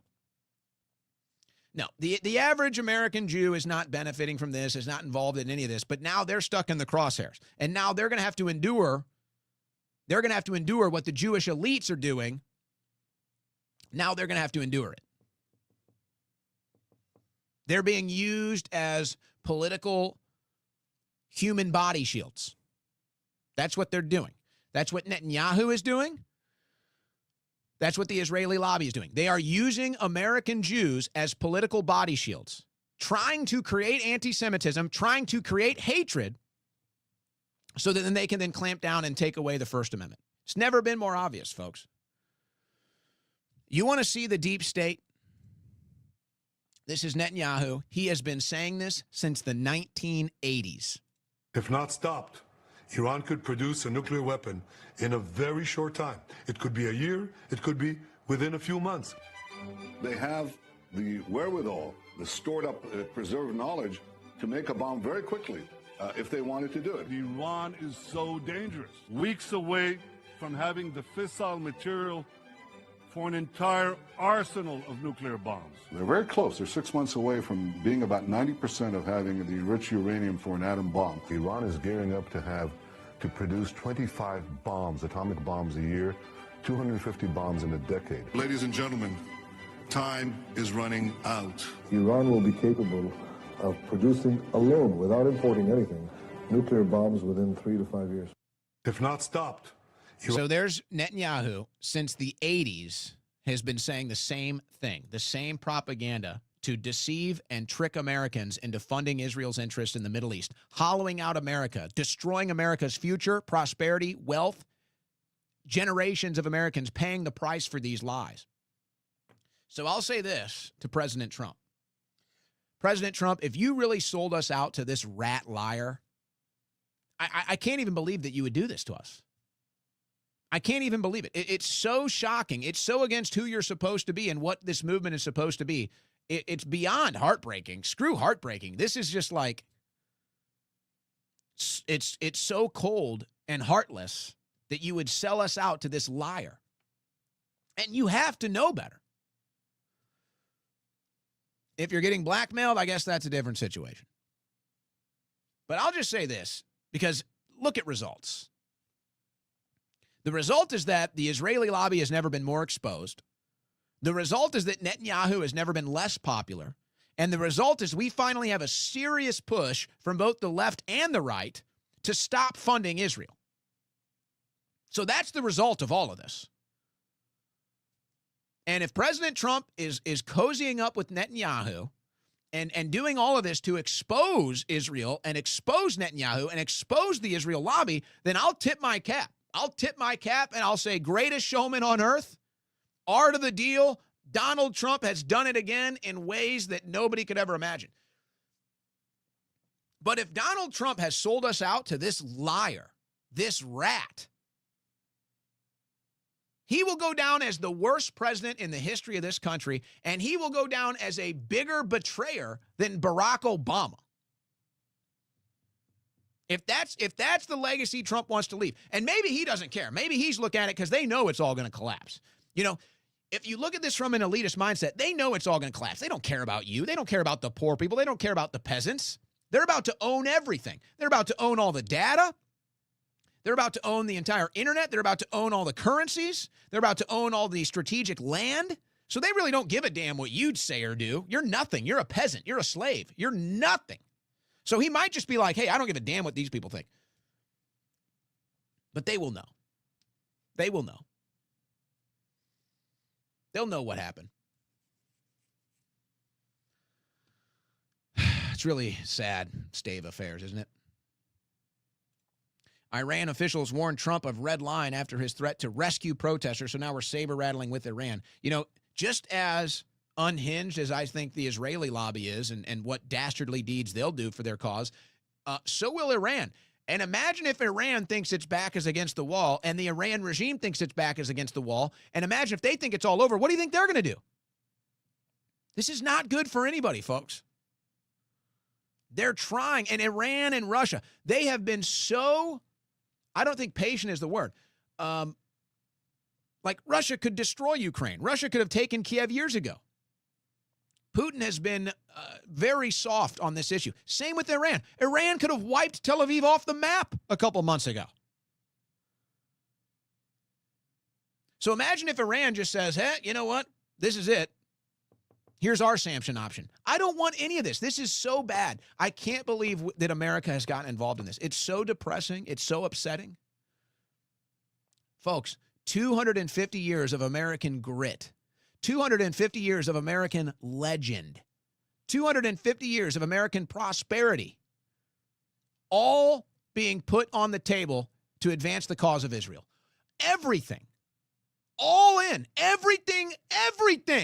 250 years of the greatest country on earth, 250 years of the idea of freedom and self-government and independence and prosperity and free market capitalism. 250 years, and we're shoving it all in on the table for Israel, who's going to be a loser in all of this.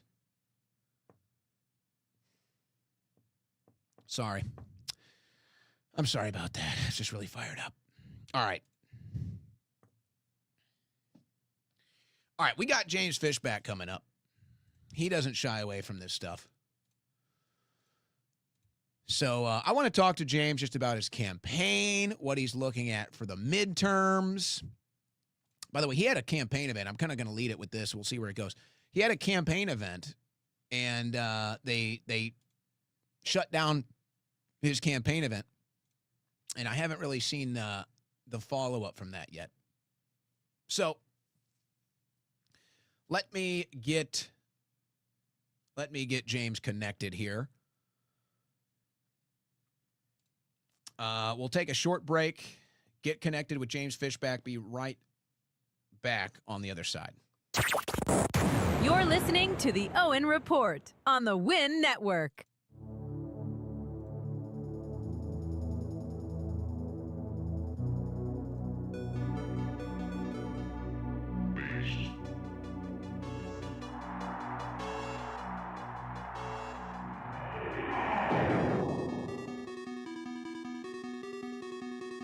No one can stop this.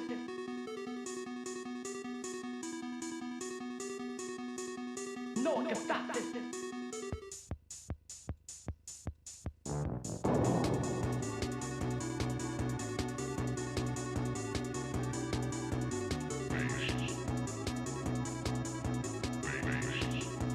No one can stop this.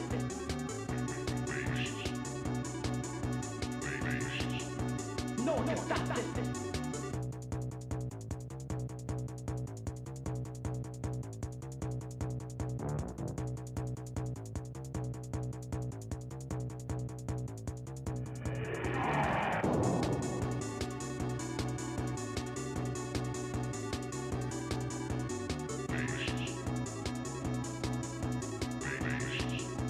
No one can stop this.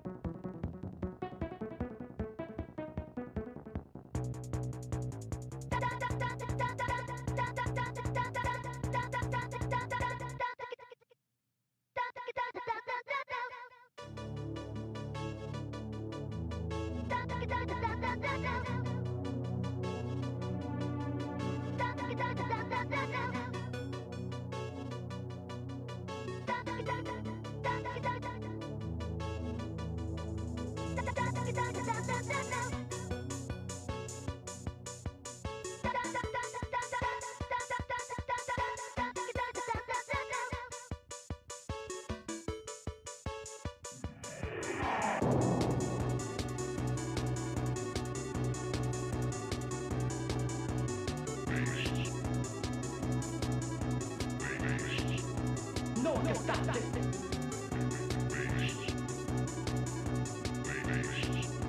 No one can stop this.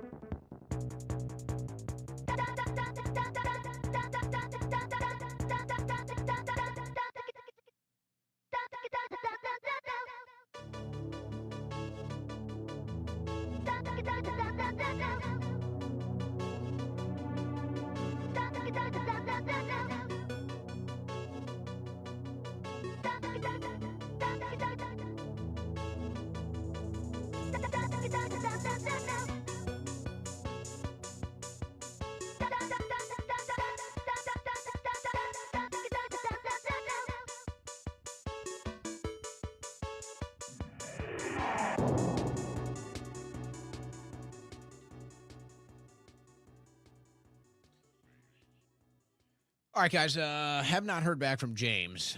We did confirm for him today, but haven't heard back. So here's what we're going to do in the meantime. Because I don't want to dive back into the news and have to disrupt that. So instead, I think we'll just take calls. How about that? How about we just do that? Would you like that? Let's do that. Let's take calls. Let me get the phone line ready to go. And hopefully we'll be joined by James. Like I said, we did confirm. So if he doesn't make it today, I do believe we'll be able to get him on it sometime. I don't know. Producer DMT may or may not join the show. He wants to join the show. He's fired up to join the show, but he's got whatever is going around. I know a couple people that got it. Whatever it is. I had it for like a day or two, but it didn't really knock me out. It's not knocking him out, but I don't know if he's going to want to come on. So we'll see about that. But okay, phone lines are open. 747-200-5560. And we'll either take a bunch of calls while we wait for James, or if we do end up hearing from him, we're just going to cut off the calls and go right to James. But like I said, we were in touch. He did confirm. So if there was, something, a miscommunication or scheduling issue for him, I'm sure we can still get him on. But right now, not hearing back. So that's okay. So here we go with the phone lines. Remember, line to line, I got you on the air. I just ask you your name and where you're from, and we go from there. So first caller of the new year, actually. First caller of the new year. What's your name? Where are you from?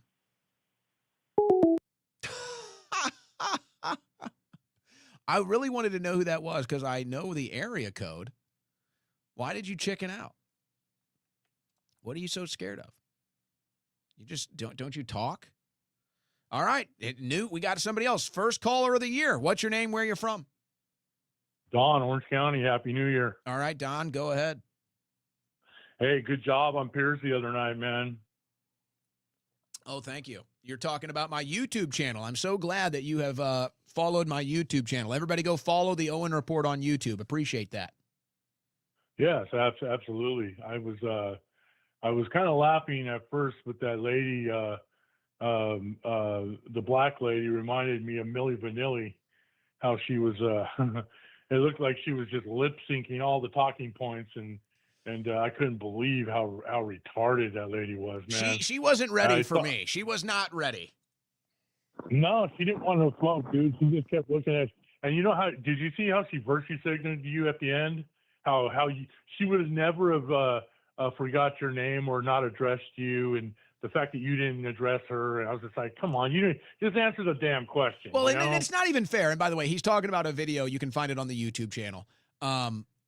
Yeah. By the way, just so people understand, I wasn't even trying to be disrespectful. I would normally address somebody by their name.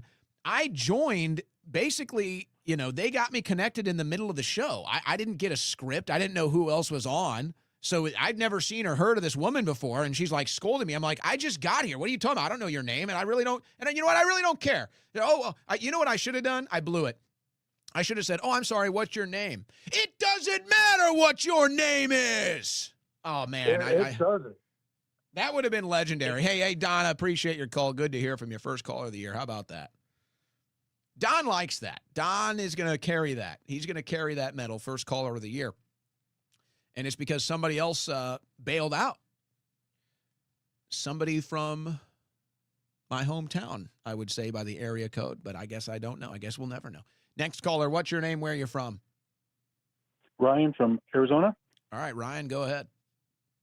Yeah, I was curious about your thoughts on, I've seen some people talk about this online, just about that they're using World War III to hold over Trump's head. It's actually, I read a book the other day, that new book, The Right-Wing Civil War. He talks about that, where they were saying it's not that they think he diddled kids.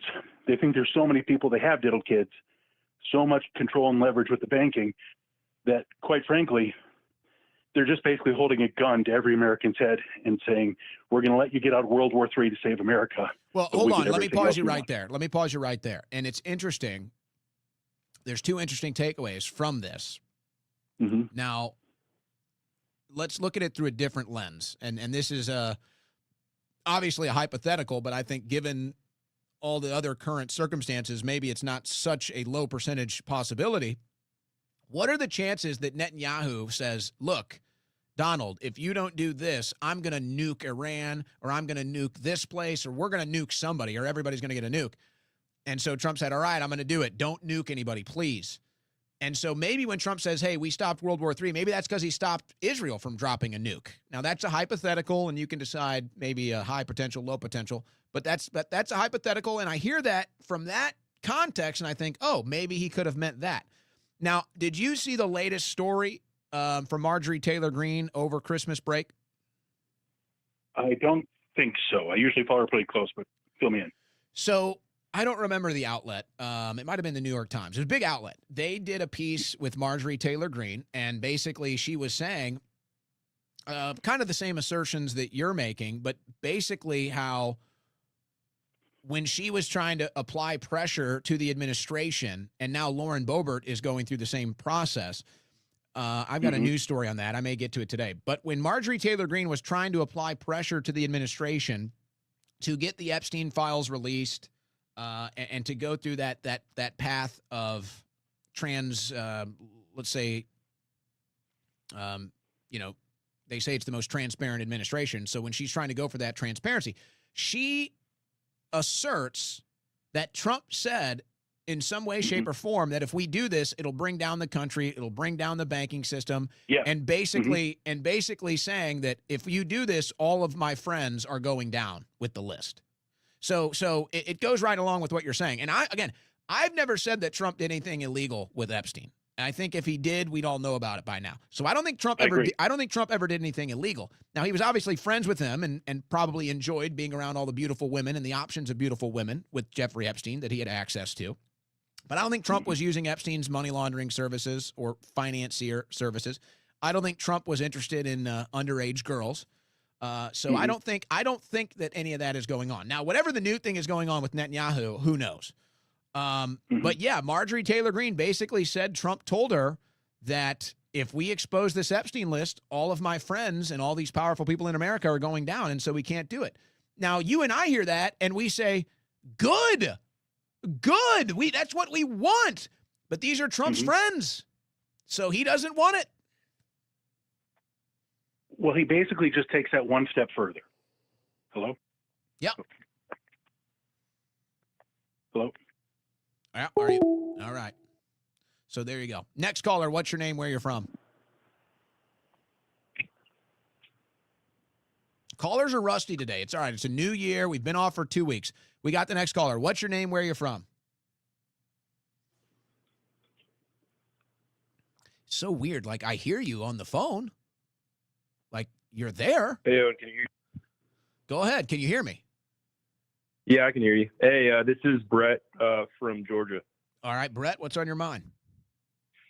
Hey, man, I thought that was a good idea that you had the other day, where you said that, there's so much going on with AI. I think that'd be useful to kind of break up the monotony of politics. If you just kind of maybe focused on some of the ongoing updates from AI and robots and all that stuff. So, who was it? I think it was the CEO of NVIDIA, Jensen Huang, who came out and said how excited he was for what Elon Musk is doing with robotics. I'm less concerned about robots. I actually think the idea of robots is kind of cool. Now, I don't want to see our civilization get overrun with robots. But, it's kind of like if you've got one of those automatic vacuumers, the robot vacuumers, it's like, okay, that's cool. But the AI is what's more concerning. And because to me, the idea of AI is kind of a lie. It's kind of a fallacy. There is no such thing. It's all programming, right? I mean, Are we really going to believe that somehow we can create a sentient machine? And if that's what we're claiming that we're trying to do, I mean, you'd think that we'd be a little more alarmed than to leap into something like that. Wait, you're creating what? A sentient machine? Like, okay. So you're bringing amongst the Terminator. So no, you're trying to play God, essentially. It's just I think that the AI thing is basically who's gonna. It's the next search engine optimization. It's the next Google. It's whoever gets control of the AI algorithm, whoever gets the most powerful AI is going to control the narrative, essentially control everything. So that's why I think the AI race is so key, and that's why Elon Musk has decided to get involved in it, because he knows the other people that are involved, and he doesn't like them. He doesn't trust them. Right. And it's kind of alarming, too, that depending on who's programming and getting the source material for programming the AI systems, it could skew one way. But then if it's a AI system that you don't know a whole lot about, or who programmed it in the background, it could give skewed answers. Well, we're already seeing that. We're already seeing that. And how can we not deny that that's what's going on? Or I guess, how can we deny that that's going on when Netanyahu and all the Israeli lobby is saying that? They're saying they're going to cater AI to the Israeli cause. They're literally telling us that. Yeah. It's nuts, man. But, hey, I really like your show, and keep doing what you're doing. And, I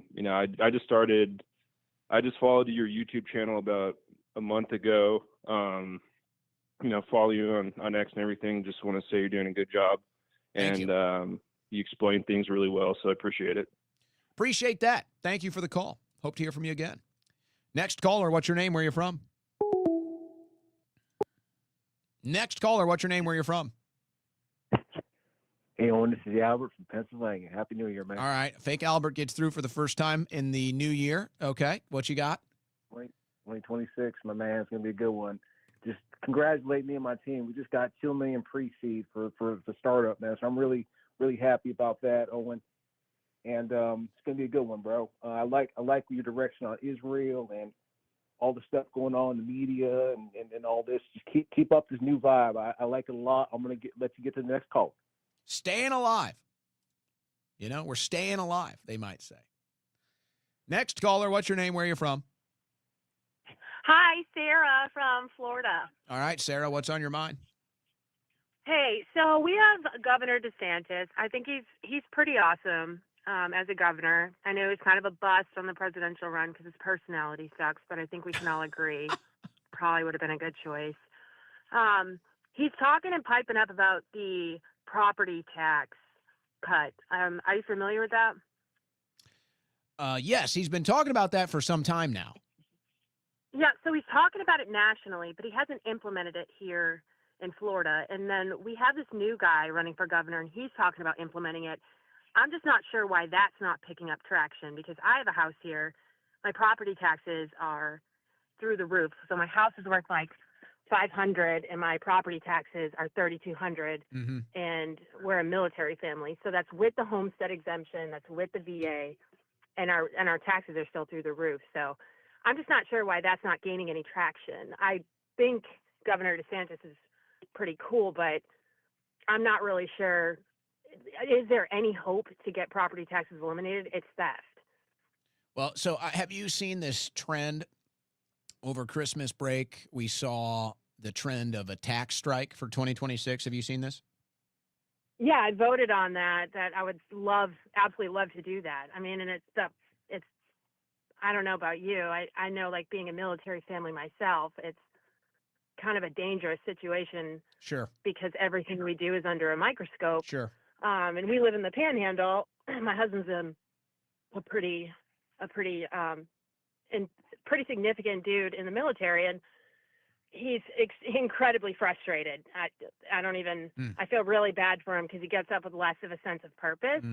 But we're hearing these like tax talks and like these eliminations of certain taxes, and none of it is happening. And I don't know. I think living in Florida, I'm not sure if it's better than everywhere else in the country, but it's really unaffordable here at this point. And we live in the Panhandle. What's the weather like there today?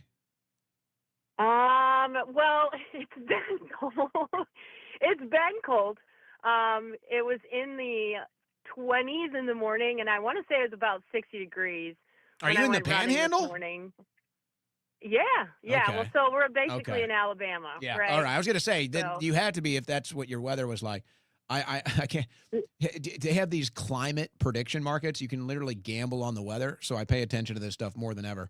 I'm not encouraging gambling. I'm not encouraging gambling. No. So, you're in an interesting position. I'm in an interesting position, not like you, but, I hear from the IRS every year, right? They're very good friends of mine. They love to make sure that I'm a good taxpayer. I hear from them every year, and I have to resubmit and get lawyers involved. It's the whole thing. We've gotten that too. We've gotten the audit because we own a home in Georgia, and the property taxes for that home and that house is not even worth $200,000. I mean, it was a great investment. We paid under $100,000, but I just paid the property tax bill, and it was $3,200. Well, think about the very concept of property tax is criminal, and we should never have to deal with it. 100%. So I just look at that's it like just the this. start. So this is it, because I think you've got a better handle on this than I do. I would say now I'm a teacher, and I teach I teach English, and it's really, really hard because I would say I love kids, but they're getting pretty stupid every year. And I don't ever, I love kids. I do. I love them. I teach middle school, and we love them, but and I don't use computers, so just imagine how much these kids You make hate them me. take notes? But yeah, 100%. Yeah, Well, that's we read easier. That's aloud. better. That's Everybody better. reads. That's better for their memory. Sarah, hold on a second. I'm in touch with James now. I'm going to see if he's about to join us. It's better for your memory. People have studied it. When you write something down, it's a great way to remember something. So it's like reading is one way, writing it down. Typing is not as effective, but it's similar to writing it. The fact that you have to pay taxes on something you owe is criminal. Now, as far as this tax strike idea is concerned, I love it, obviously. It's very revolutionary. It's 1776 vibe. It's the Boston Tea Party. So I love it. My problem is I can't in good faith sit here and encourage you to do something without without recognizing that you're taking a risk. And that's the truth. And Sarah, I just heard back from James. He's going to have to reschedule. So if you want to hold there for a second, we can go back to you since you're in Florida. But I just heard back from James Fishback. We'll reschedule him next week. I can't in good faith say, oh, yes, I support this 100%. It's like, no, you have to know the risks you're taking and you have to make the decision for yourself. So it's like, as a concept, as an idea, do I support this tax strike? Absolutely. And I'm looking at it from my own standpoint saying, I hear from the IRS every year. So they're already all the way up my ass. So do I really want to do it now and have my lawyers, by the way, shout out to the 1776 Law Center. Bob Barnes, my lawyer, I think he's dealt with the IRS for me the last 3 or 4 years to get him off my back. And I've never, obviously they go through all your finances. I have to submit bank records, everything, folks. So, and that's another thing. It's funny when all these accusations come out about me, like the most recent from Laura Loomer, I guess, saying I'm paid by the Muslim Brotherhood or something. By the way, didn't hear back from her, so I guess she's too scared of me. So there you go.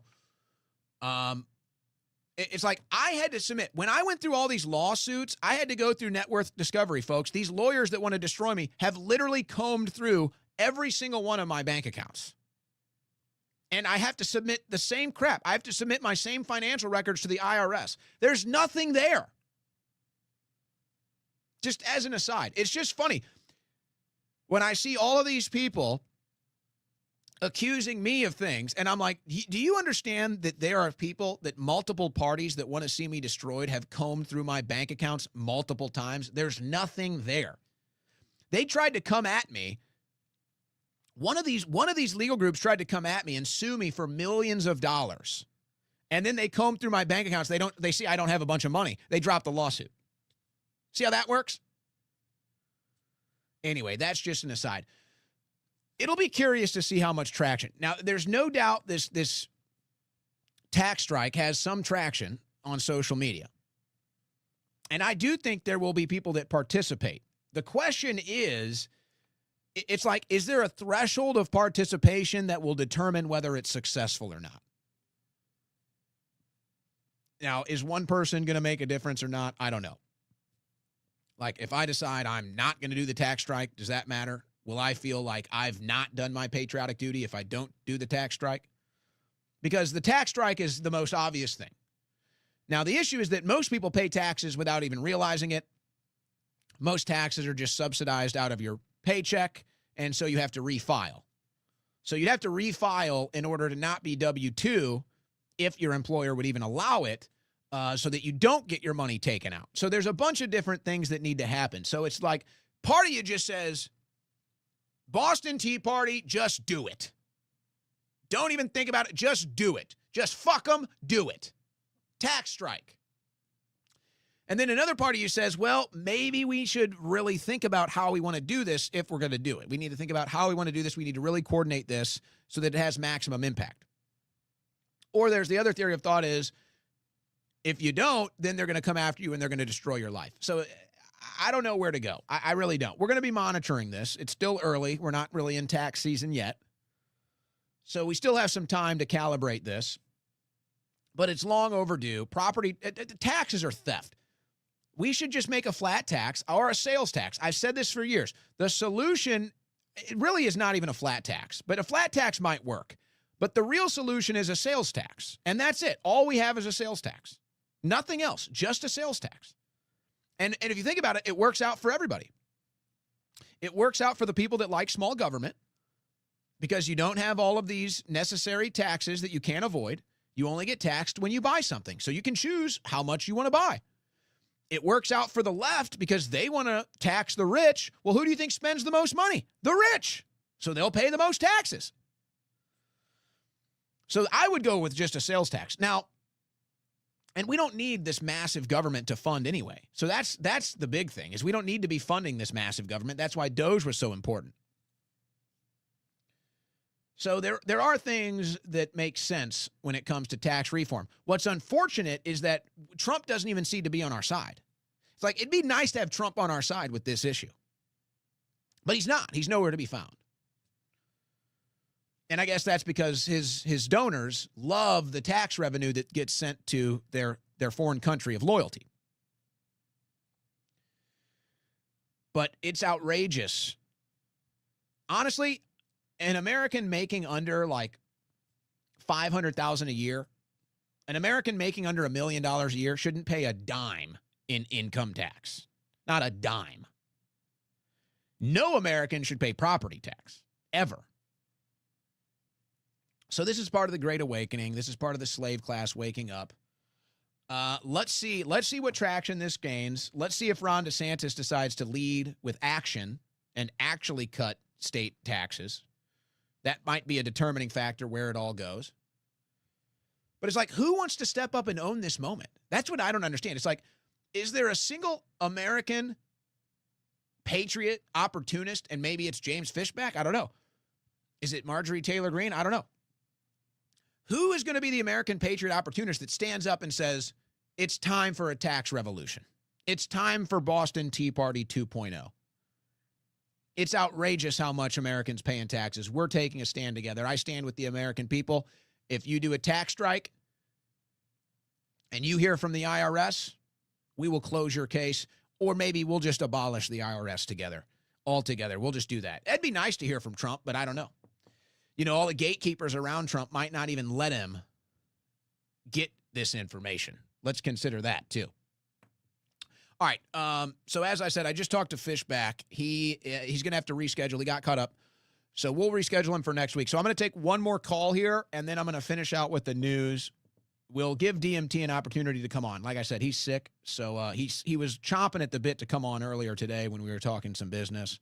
But he's sick, so I don't know if he's going to. So let's take one more call. I'll close out the news, and we'll see what we want to do after that, where we're at on the clock. May go a little long today. But let's take one more caller here before we switch back to the news. Right, what's your name? Where are you from? Owl Killer calling from Virginia. All right, Owl Killer, go ahead.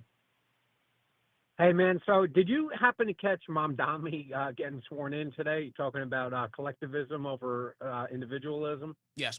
We addressed that earlier. You must have missed it.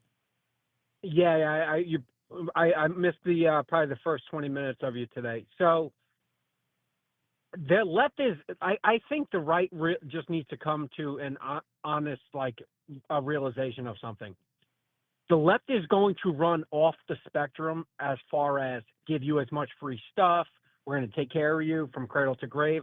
That's where it's going, because what they're seeing is that our side it's not producing what we say we want to produce. We're not producing people that, okay, we got a quote unquote free market economy where you can, as hard as you want to work, you can keep what you kill, you work as hard as you want, and you can get somewhere. There are people that get lucky, they start up a company, or they happen to make the right investment and they end up in that top 1%. But the vast majority of people are slaving from cradle to grave and realization. I'm telling you now, you're going to start seeing a movement on the right, and Nick Fuentes is kind of like leading it. And I don't agree with like his upset. Like, I don't agree with him, like a lot of some of the racial stuff that he says, but I do see where he's coming from. You're going to see a movement on the right that is going to say it's going to be the polar opposite. It's basically going to be, you're talking about free speech, right? Shutting down where, Israel's talking about shutting down American free speech.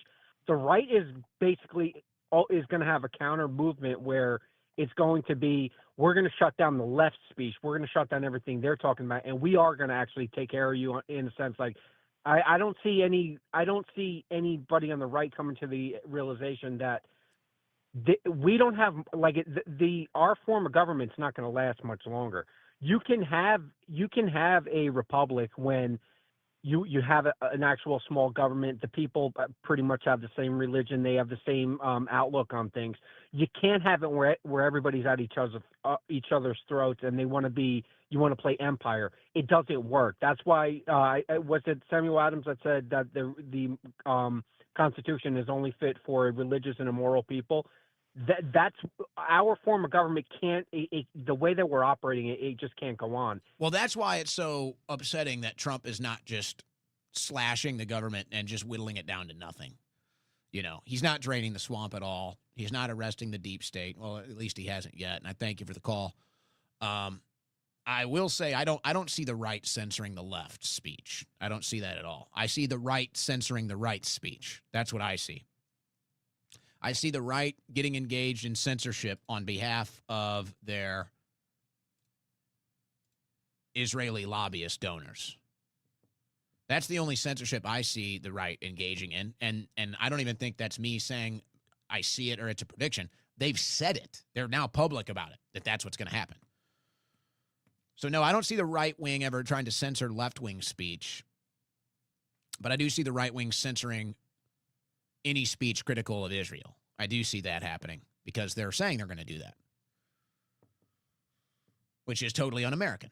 Just as un-American as Mamdani saying no more rugged individualism, but collectivism. Both things are just as un-American as the other. And that's why it's the woke right and the woke left. They both want to do the same things just for different reasons. And so that's how we end up here. And the American Revolution 2.0 is inevitable.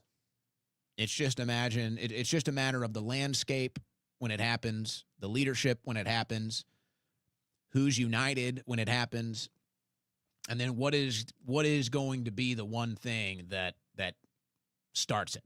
What will be the shot heard round the world, if you will? But it's inevitable. The American people are not going to be slaves forever. You can entertain us and dumb us down to a certain degree, and it's been successful. But now, with the financial hardship and the corruption in D.C., now it's only a small matter of time. Especially if our politicians don't want to do it peacefully, and they don't want to reform it peacefully, and they don't want to give our country back to us, like we thought Trump would do. Then yeah, it's only inevitable. And if it's a tax strike, then so be it.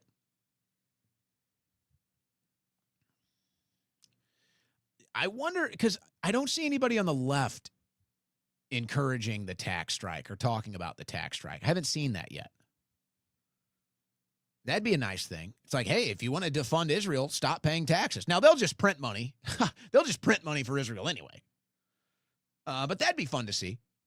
I'd actually love to see that. I'd love to see Americans stop paying taxes, and then there's no tax revenue, and then they just decide to turn on the money printer and just hand it to Israel. That would actually be the greatest thing I've ever seen, because then it would be proof positive that we don't own our country, our money is fake,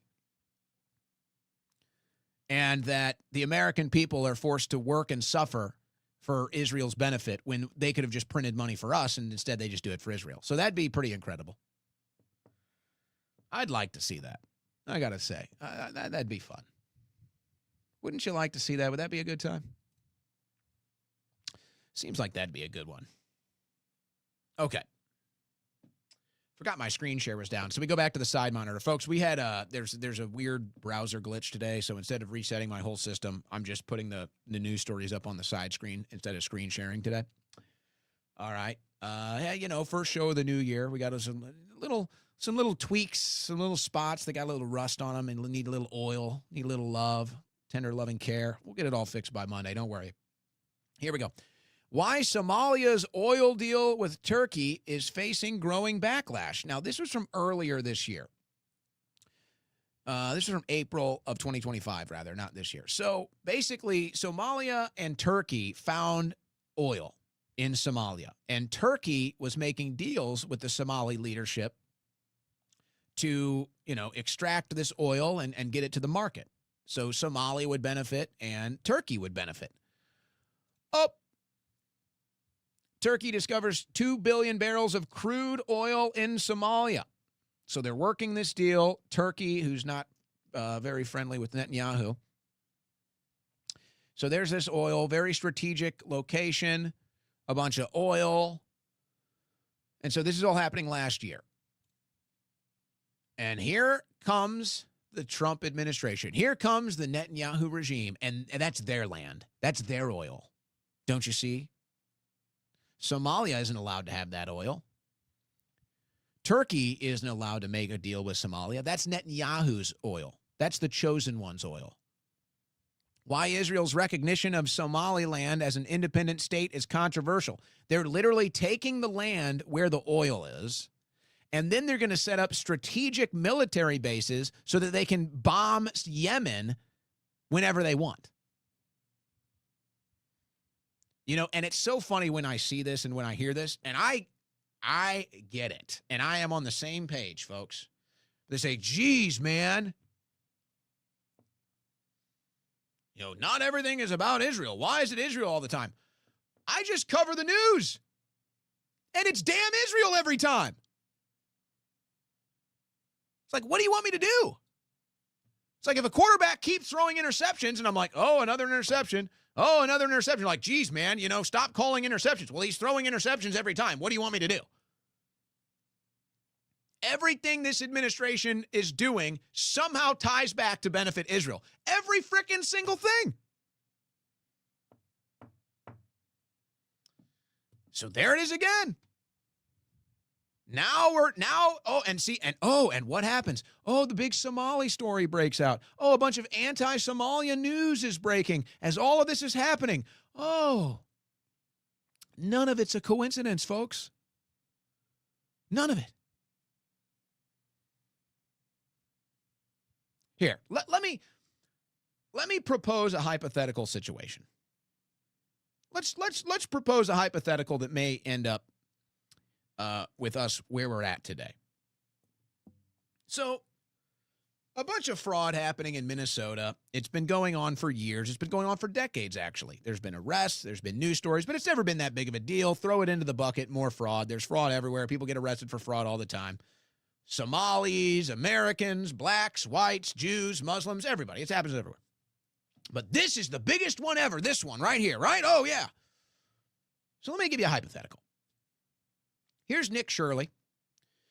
He's an award-winning independent journalist, and he goes boots on the ground to stories of interest and puts it on his social media accounts. So let's say somebody in an intelligence agency wants to give Nick Shirley a story, an exclusive, and, kind of give him the guide rails and all the ammo he needs to break this story. Well, the story is the Somali fraud.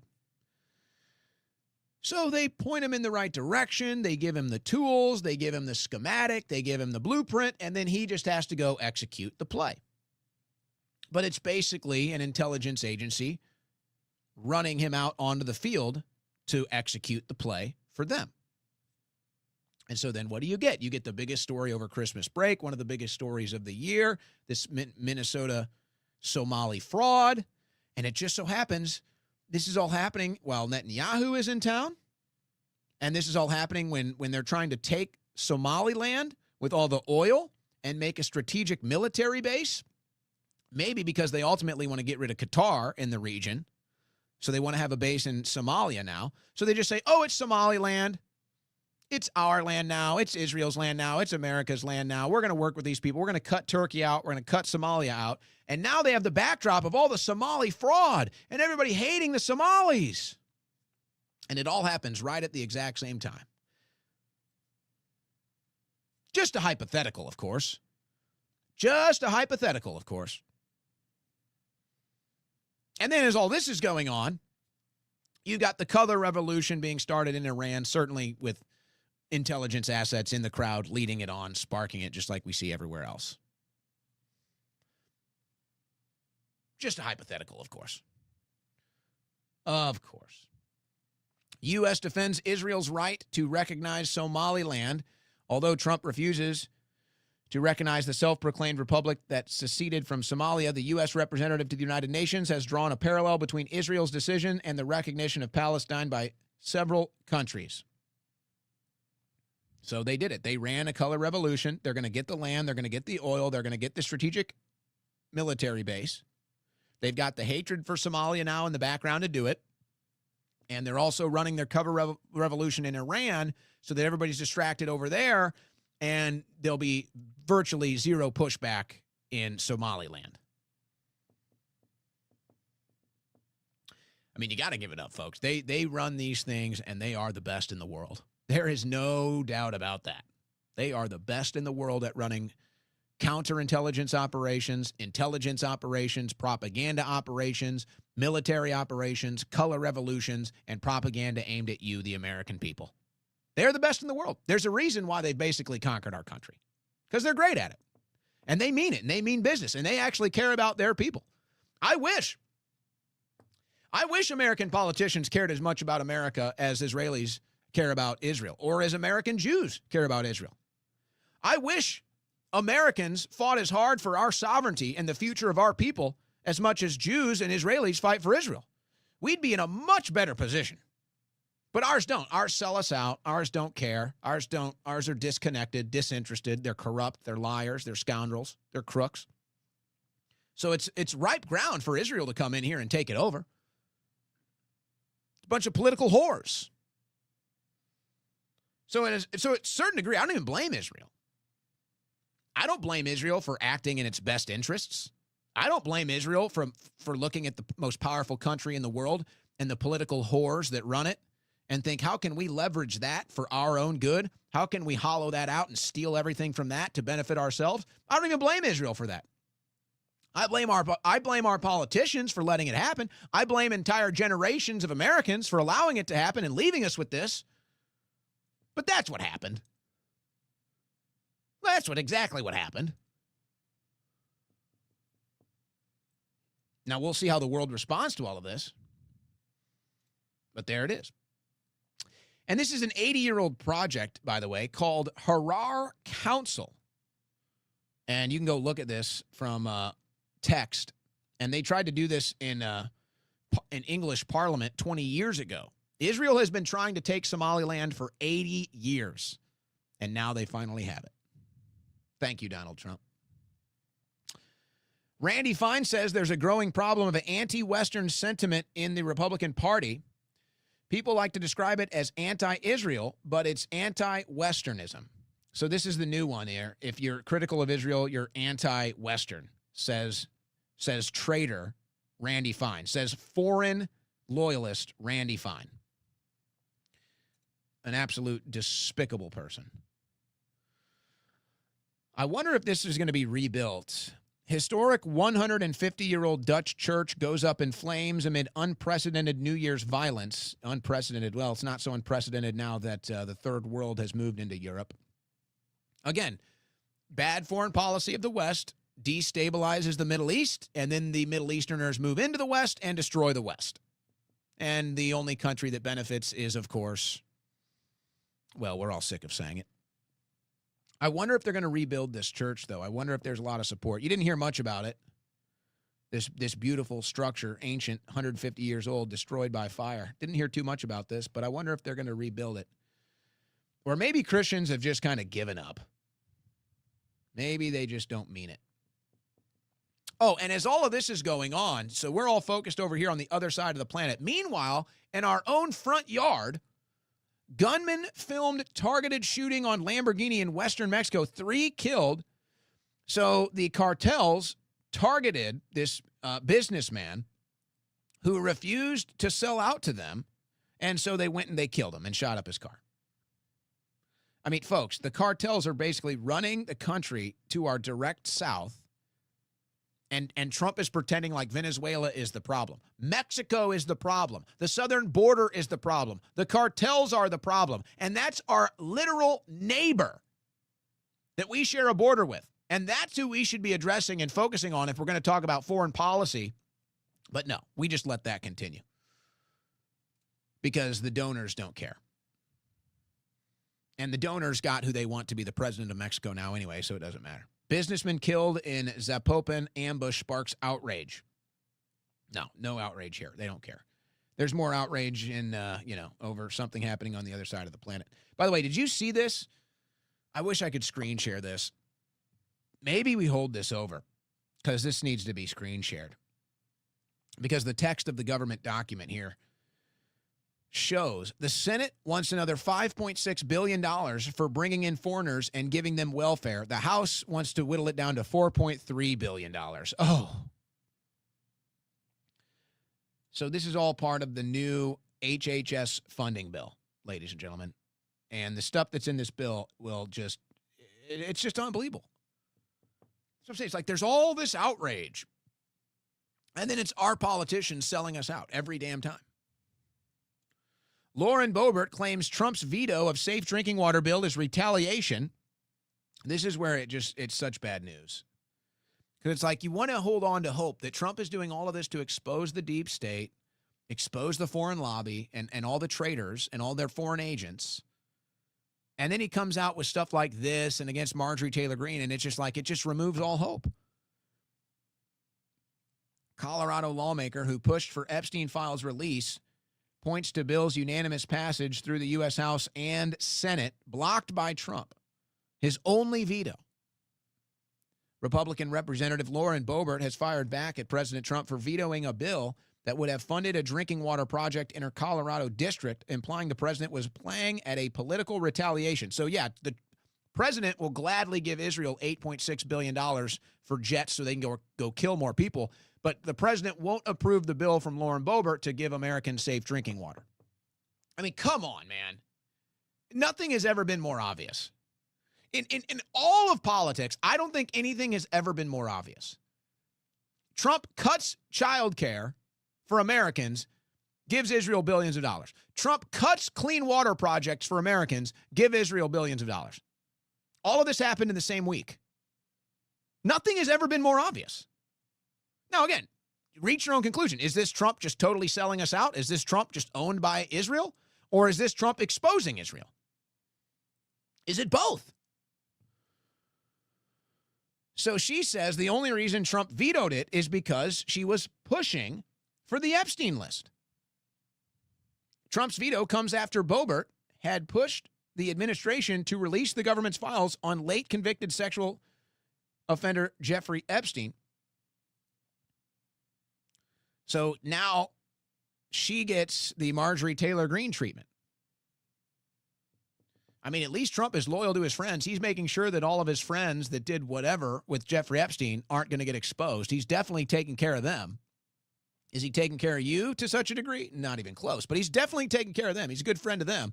And now he's throwing everybody else under the bus to protect what? A bunch of rich pedophiles? Yep. So here we go. I told you the Democrats would be running on an anti-AIPAC, anti-Israel campaign. This is Melat Kiros for Congress. She's running in Colorado. She's a Democrat.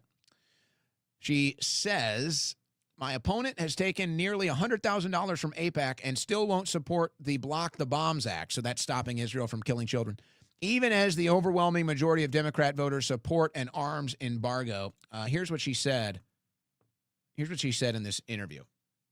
Been endorsed by CHOQ AIPAC, not taking any AIPAC money. What is your opponent's record on Israel and with AIPAC money? She's taken over almost $100,000 from AIPAC. She is currently still refusing to sign on to the Block the Bombs Act, despite 80% of Democrats wanting an arms embargo on Israel right now. This is at the end of the day, we're talking about a massive disconnect from the needs of the American voters and the responsiveness of the Democratic Party.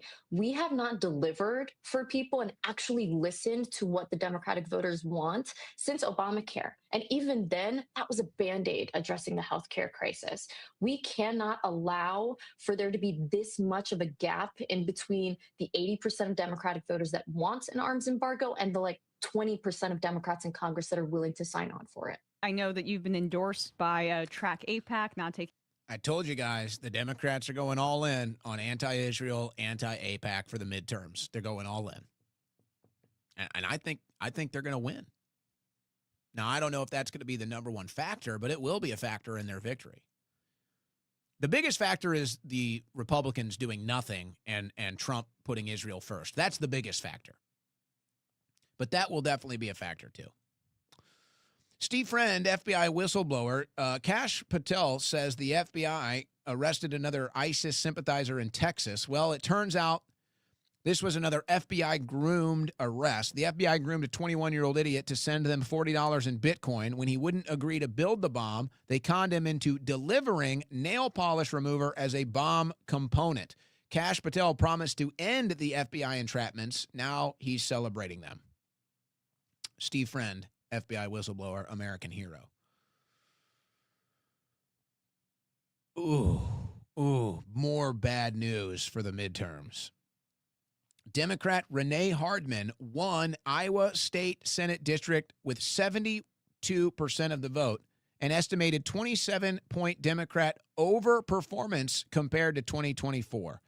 Not only are the Democrats overperforming in Iowa now in multiple special elections since the presidential election, Hardeman's win blocks a GOP supermajority and makes the first time it's the first black woman to be elected to the Iowa Senate. Okay, well, that doesn't matter. So no longer does the GOP have a supermajority in Iowa. And in a district where it's usually close or even red, a Democrat just won by almost 50 points.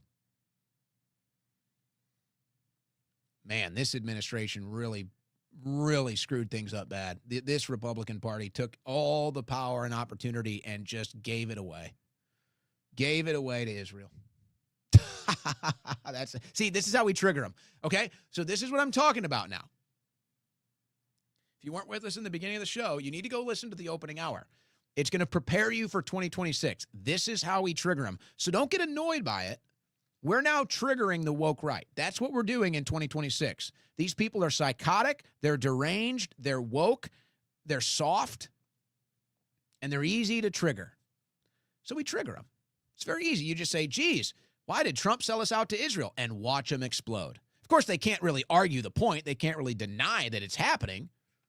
They celebrate it. They love it. But then when the point gets brought up, it's, the conniption fits, the head's exploding. No, this is part of 2026. We're triggering the woke right. And this is how we do it. It's very simple. Gee, man, it sucks the Republicans are going to lose the midterms because Trump is so loyal to Israel. It's a real shame, isn't it? Darn, man, we could have done so much, you know? The Republicans could have done so much with this power that we fought so hard to win the House and the Senate and the White House. And we could have done so much. We had such a great agenda. And then Trump and the GOP and the administration decided to just sell it all out and do everything for Israel. So we'll probably lose the midterms. Oh, that'll drive them nuts. Let them know. Let them know that the loyalty to Israel is going to cost Republicans the midterm. Let them know. Because they're going to blame everybody else. So get ahead of it. Let them know. Let them know what's really going to cost the midterms. And watch the woke right go into conniption fits. We have to trigger the woke right. We have to troll and bait and trigger the woke right. And I can even sit here and say all of this, and it's not going to change anything because they can't help themselves. They can't debate. They can't win the debate.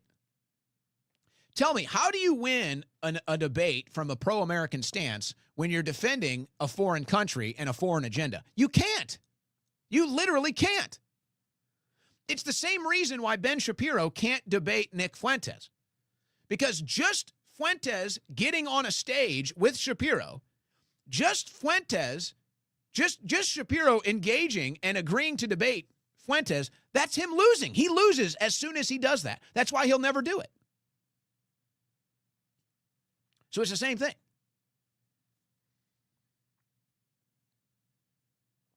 So they can't debate it. Just tell them. Say, man, we had so much hope for the Trump administration. We had so much hope for the Republican Party with the House and the Senate and the White House. It's too bad they squandered it all for Israel. Darn it, man. Oh, well, we'll try it again next time. What are they going to do? Are they going to deny it? So that's going to be fun. But it's the same reason. They can't win the debate because they're forced to defend a foreign country and they're forced to defend death. So they can't win the debate. Same thing with Shapiro. If he gets on the stage with Fuentes, he loses. It's over. It doesn't matter what happens. So now we try to force them to the stage. Now we try to force them into the debate. Or we just trigger them in the process. Here's what you get. Percentage of Americans who are married and own a home at age 30. In 1960, it was 52%. In 2025, it's 12%. Now, the marriage issue, that has a lot of other, I think, cultural issues and stuff tied to it, which you might argue is part of a psyop and part of the corruption. But I'm more interested in why home ownership in this country has plummeted, and now most people are priced out of home ownership. That's the real issue. But, of course, we all know why, because you're forced to pay 30% of taxes so that you can be a slave to Israel. See, guys, don't get upset when I say that. We're triggering the right. Just accept it. We're triggering the woke right. We're triggering the foreign lobbyists. We're triggering the people that are loyal to a foreign country. I know we're all sick of it, but this is the game for 2026. This is the game. We have to trigger them. We have to force them to defend this because they can't, and there's no denying it anymore. So I know we're all sick of it, but no. We're changing tact. Finish it all with that.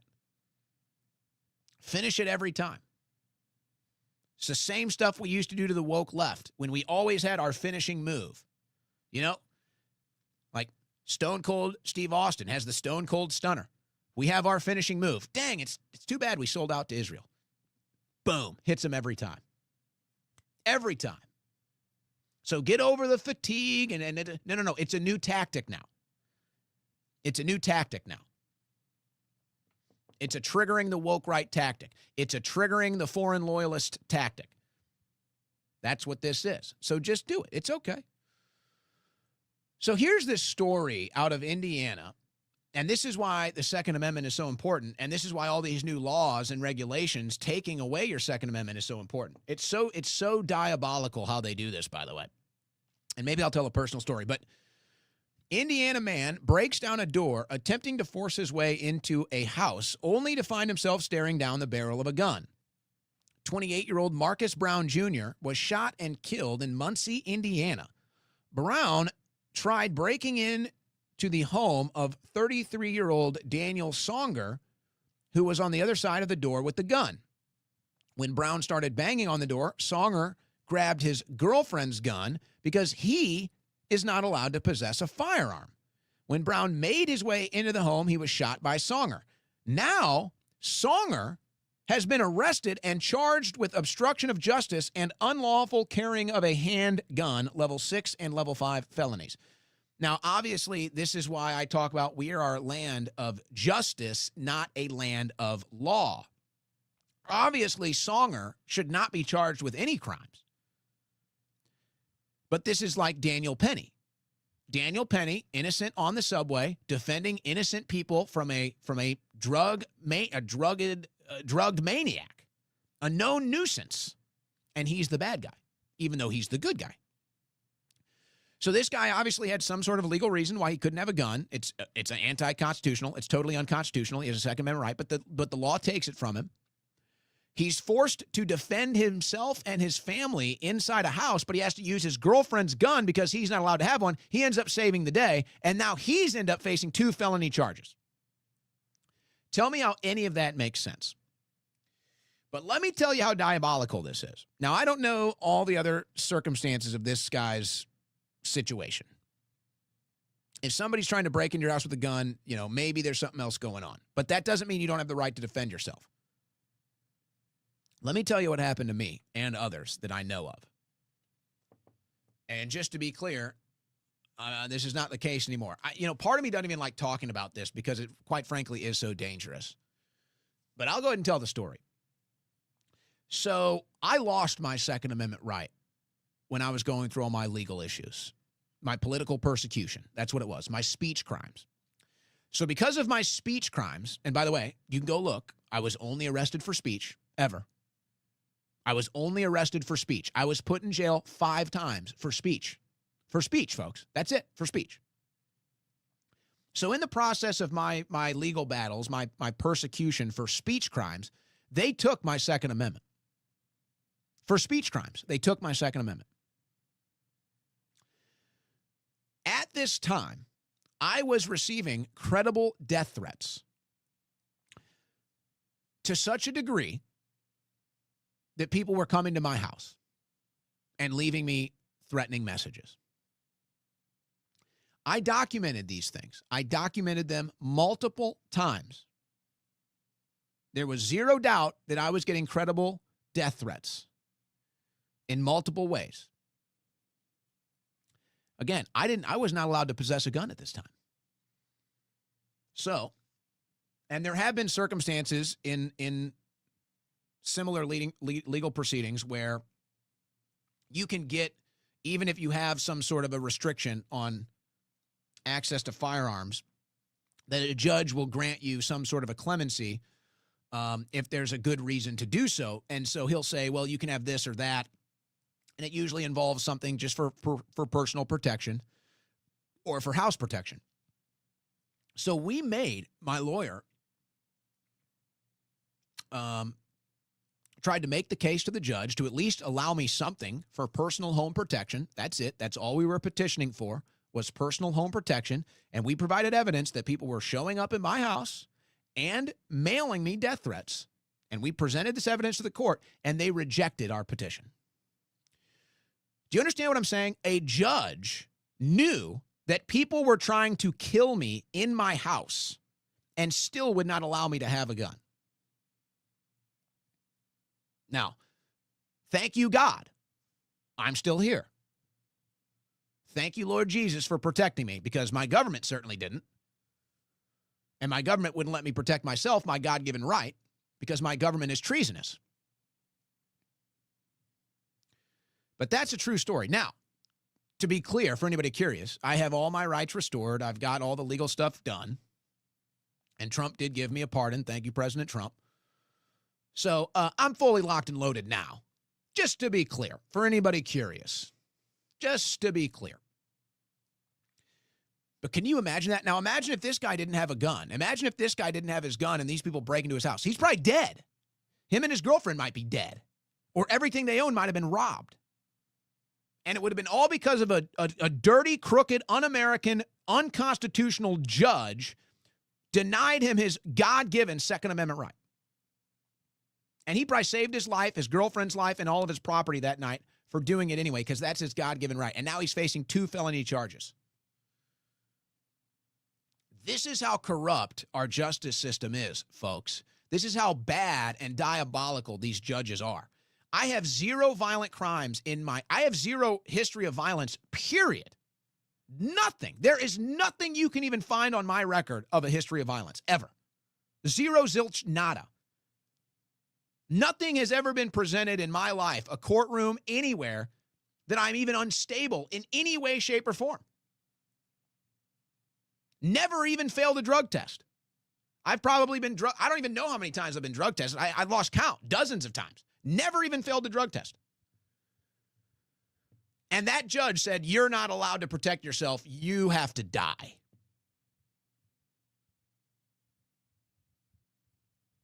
Yeah, that'll radicalize you.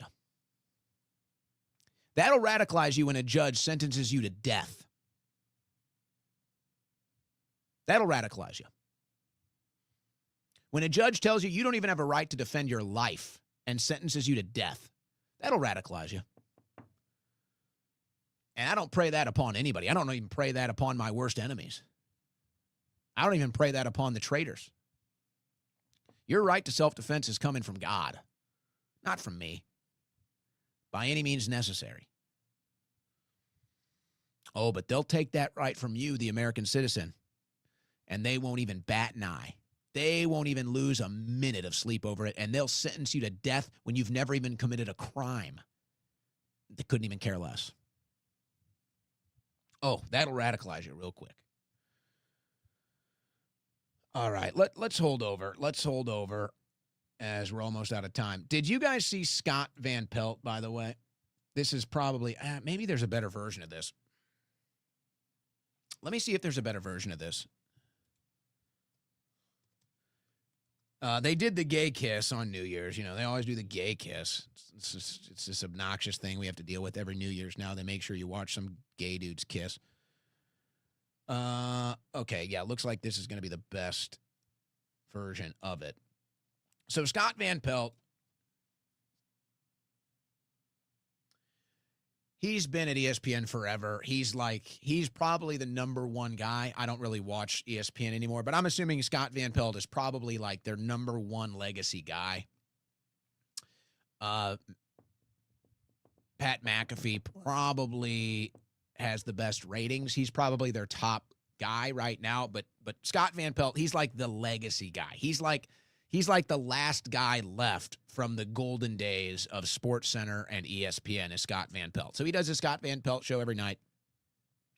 And, all things considered, it's probably pretty good. And so he's live as the New Year celebration is happening on the East Coast. And Scott Van Pelt does what any normal person would do when they see the gay kiss.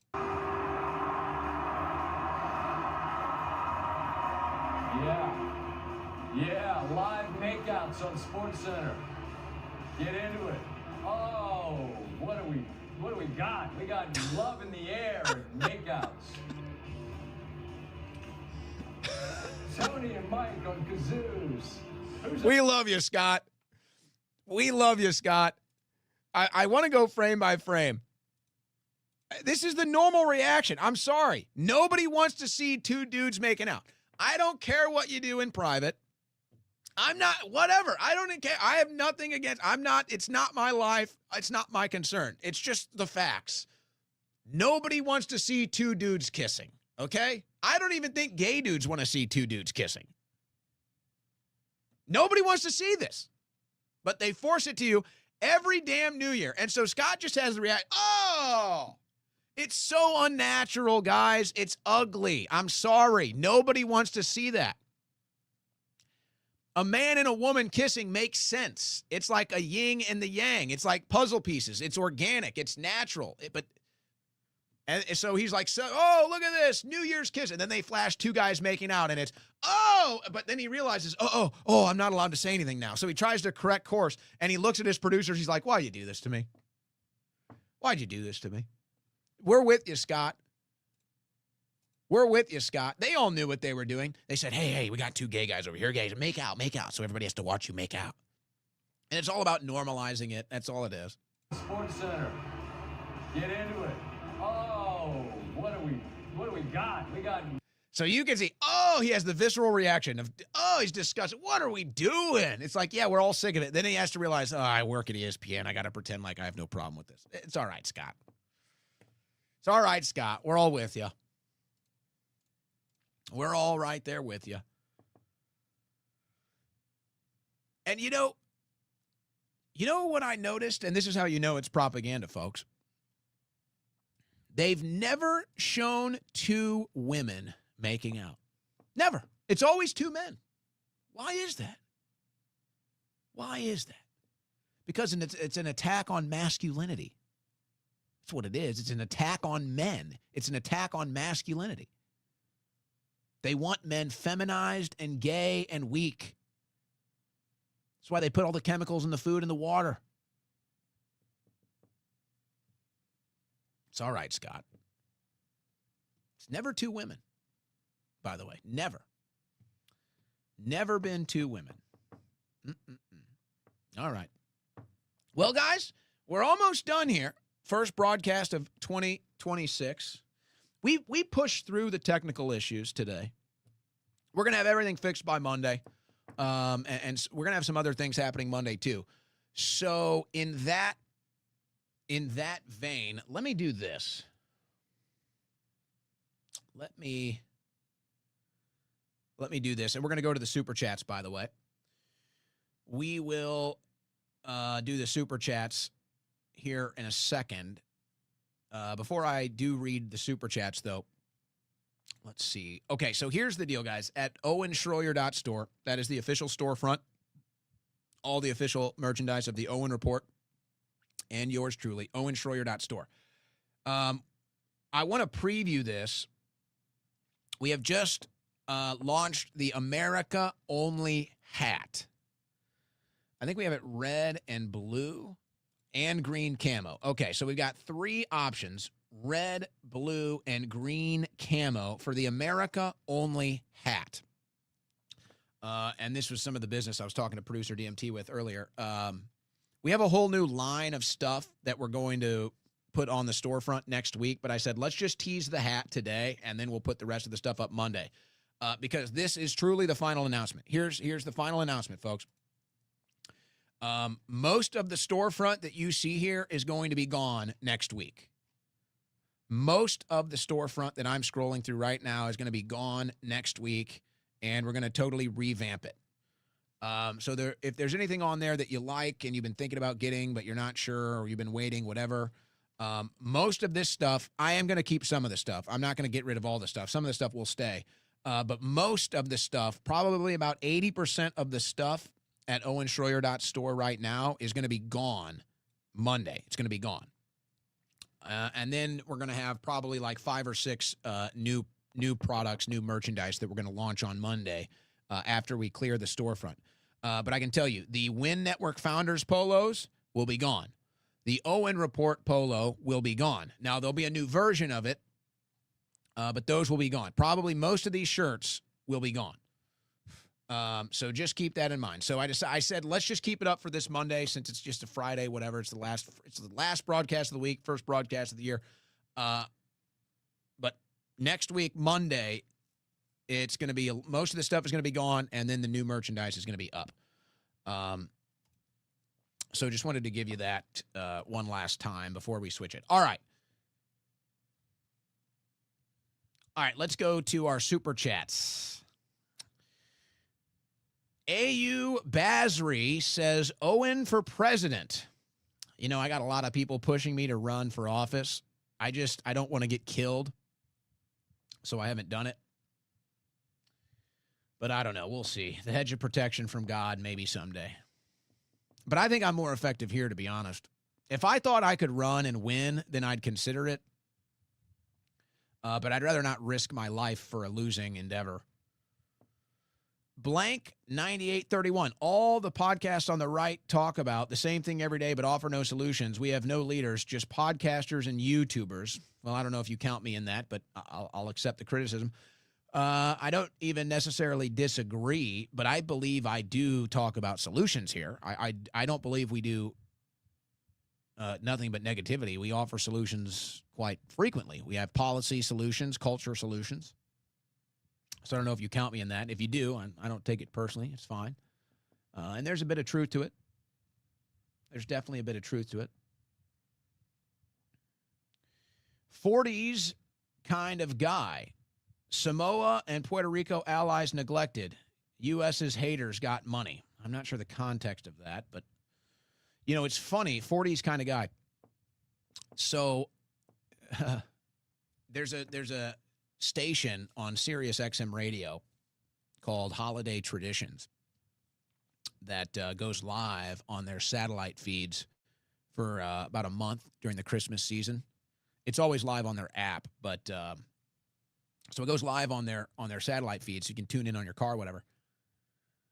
And you listen to the old Christmas music. I love Christmas music, and it usually takes me about a week to get into the swing of it. And then it's just like, that's all I want to listen to. And now that Christmas is over, I struggle to like not listen to it. It's like, now that's all I want to listen to. So I kind of got to get back into listening to other music. But let me just say a couple things about this. And I had something in my stack today about how the change of music has had a negative impact on culture. And it's totally true. You listen to this old Christmas music, and that's what the Holiday Traditions is. It's, you know, it's the classical singers, the Nat King Coles, the Dean Martins, the Frank Sinatras, you know. And you listen to that music, and it's so much better than today's slop. It's not even funny. Like, I listen to some of these singers. I listen to some of these vocalists, like a Judy Garland even. Does anybody sing like this anymore? And I'm sure that there are people out there that have voices like this. You just don't really see or hear them, because somebody that has that much of a divine talent, something so God-given, so organic, like a beautiful voice, they don't get celebrated. The entertainment industry, the music industry, they want sluts, they want whores, they want Satan worshipers, they want faggots. So like true divine angelic talent and human organic skill is devoid. And you listen to the people that used to sing these old Christmas songs, and it's just like, there's no way that people don't sound like that. Like, there's no way there aren't singers out there. This is why Lana Del Rey was so popular, because she actually has that. She goes out and marries a swamp dude, a Florida swamp man. It's very telling. But she kind of was able to break through that. But you hear it and you're like, nothing. You tune in to modern day music, nothing sounds like that. Nothing. Nobody. Nobody has that divine nature in their music anymore. It's all demonic. It's all twisted. It's all gay. Not all of it. You can find good stuff out there, obviously, but that's not what they feed you. You have to go find it. And then for New Year's, for whatever reason, last night, I decided to listen to 80s music. I don't know why. I was trying to get out of the Christmas music thing, and I put on the 80s music station, and I'm listening to the 80s music, and it's just like the same thing. And I'm not like the biggest fan of 80s music, but I'm listening to 80s music, and I'm like, it's actually incredible, folks. If you listen to like a modern day mainstream music station, okay, and then you listen to an 80s music station, it all makes sense. And again, whether you like the music or not, it's like you can tell just by listening to the music what it was like. You can get a sense of what the 80s was like. You listen to an hour of 80s music, you'll get a sense of the energy. You'll get a sense of the attitude. You'll get a sense of the culture. You'll get a sense of what it was like in the 80s, just listening to 80s music. You get a sense of it. And then you listen to the modern music, say music that's been produced mainstream since 2020. It's all demonic. It's all watered down. There's nothing unique. There's almost no skill. It's all computerized. It's like, yeah, that gives you a pretty good sense, doesn't it? I forget what I was, there was a specific one. It was, what was the popular dance? The song is so corny, you know. It's a corny song. I forget what it is. And if I said it, you'd know it too. That's why I'm so frustrated I can't name it. Because if I said it, you'd know the song. You'd know the song. You've heard the song. You've seen the dance. And it's like totally corny or whatever. But it's fun and everybody did it. And it's catchy and it stuck around. And you might even dance to it. You might even bop to it, even if you don't necessarily like it. And then what do we get? 6-7. A literal demonic trance song aimed at children. 6-7. Talentless. Worthless. No musical value to it at all. And it's the number one thing, and it gets all the kids listening to this demonic sound. And it was like, I don't know why it just hit me listening to the 80s. And if you never did the 6-7 in the year 2025, then good for you. You are amongst the most elite. That's basically like never wearing a mask, never taking a vaccine, never doing the 6-7. So stand with my people on that. It's so cringy. It's just like, oh my gosh, it's not even a good song. It's like you could say the Macarena was cringe, but at least it had some musical value. The Electric Slide, at least it has some musical value. 6-7 is worthless. It's literally demonic trance music. Anyway, I'm going off on a jag here, but it's just like, and I do believe we may never have a decade. There might never be another decade with any distinguishable characteristics from any other decade ever again. I think the 90s, maybe the 2000s, but probably not even. I think the 90s was the last decade with any distinguishable characteristics that separates it from any other decade. Now everything is just nothing, just a big lump of crap. And there was some good stuff, some good music, some good culture, movie stuff in the early 2000s, but now it's just all blends. It's just all garbage. It's just all slop. And you could say, well, this happens when you grow old, and this happens with every generation, and that might be true, but not like this. No, there will never be another decade distinguishable from any other decade after the 90s. I don't think so. I think everything just blends, everything just merges, everything just slops together in the trough. And it was listening, I don't know why, but listening to the 80s music New Year's Eve, it was like, you know, I don't necessarily like all this music, but it's like, at least it's music. Like, at least it's actual music. And at least it's like a distinguishable generational sound and attitude. Now all you get is demonic crap. All right, I've got one on a jag on that. Boldy Go 3469. Howdy, thanks for the truth. You're a breath of fresh air. Thank you. Appreciate that. Big Mike, 44011. Glad you're back. Loving the new show. Happy New Year. Thank you. Happy New Year to you and everybody listening. Cowpoke 97. The most important question of 2026 is the Jewish question, Mr. Owen. Well, it's definitely the Israeli influence question, but we have to be smart, folks. Not all Jews think the same. You have to remember this. Not all Jews in Israel and America think the same. There's liberal Jews, there's conservative Jews, there's Zionist Jews, there's anti-Zionist Jews. So don't fall for their tricks. They want you to fall into that trap. And I understand the nature of what you're saying, but don't fall into the trap they're setting. I'm starting to realize that all this anti-black propaganda is coming from them. Almost every single black fatigue article was written by them. Well, I don't know about the black fatigue. I don't know what you mean by that, but I do know that if you look at all the anti-white books, they don't seem to have an origin in the West, let's say. So you could say, well, who's causing all the anti-white stuff? Well, I don't know. Ask Mark Levin or Josh Hammer why they think that being white means you're inherently a bigot.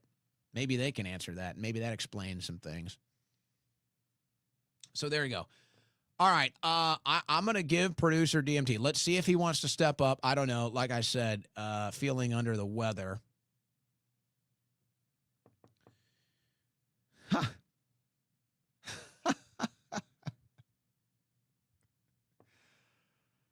Oh, wow. I just got something sent to me from Florida. There's a billboard in Florida. In Tampa, it says, if you think turbulence is scary, try wearing a Jewish star. Okay.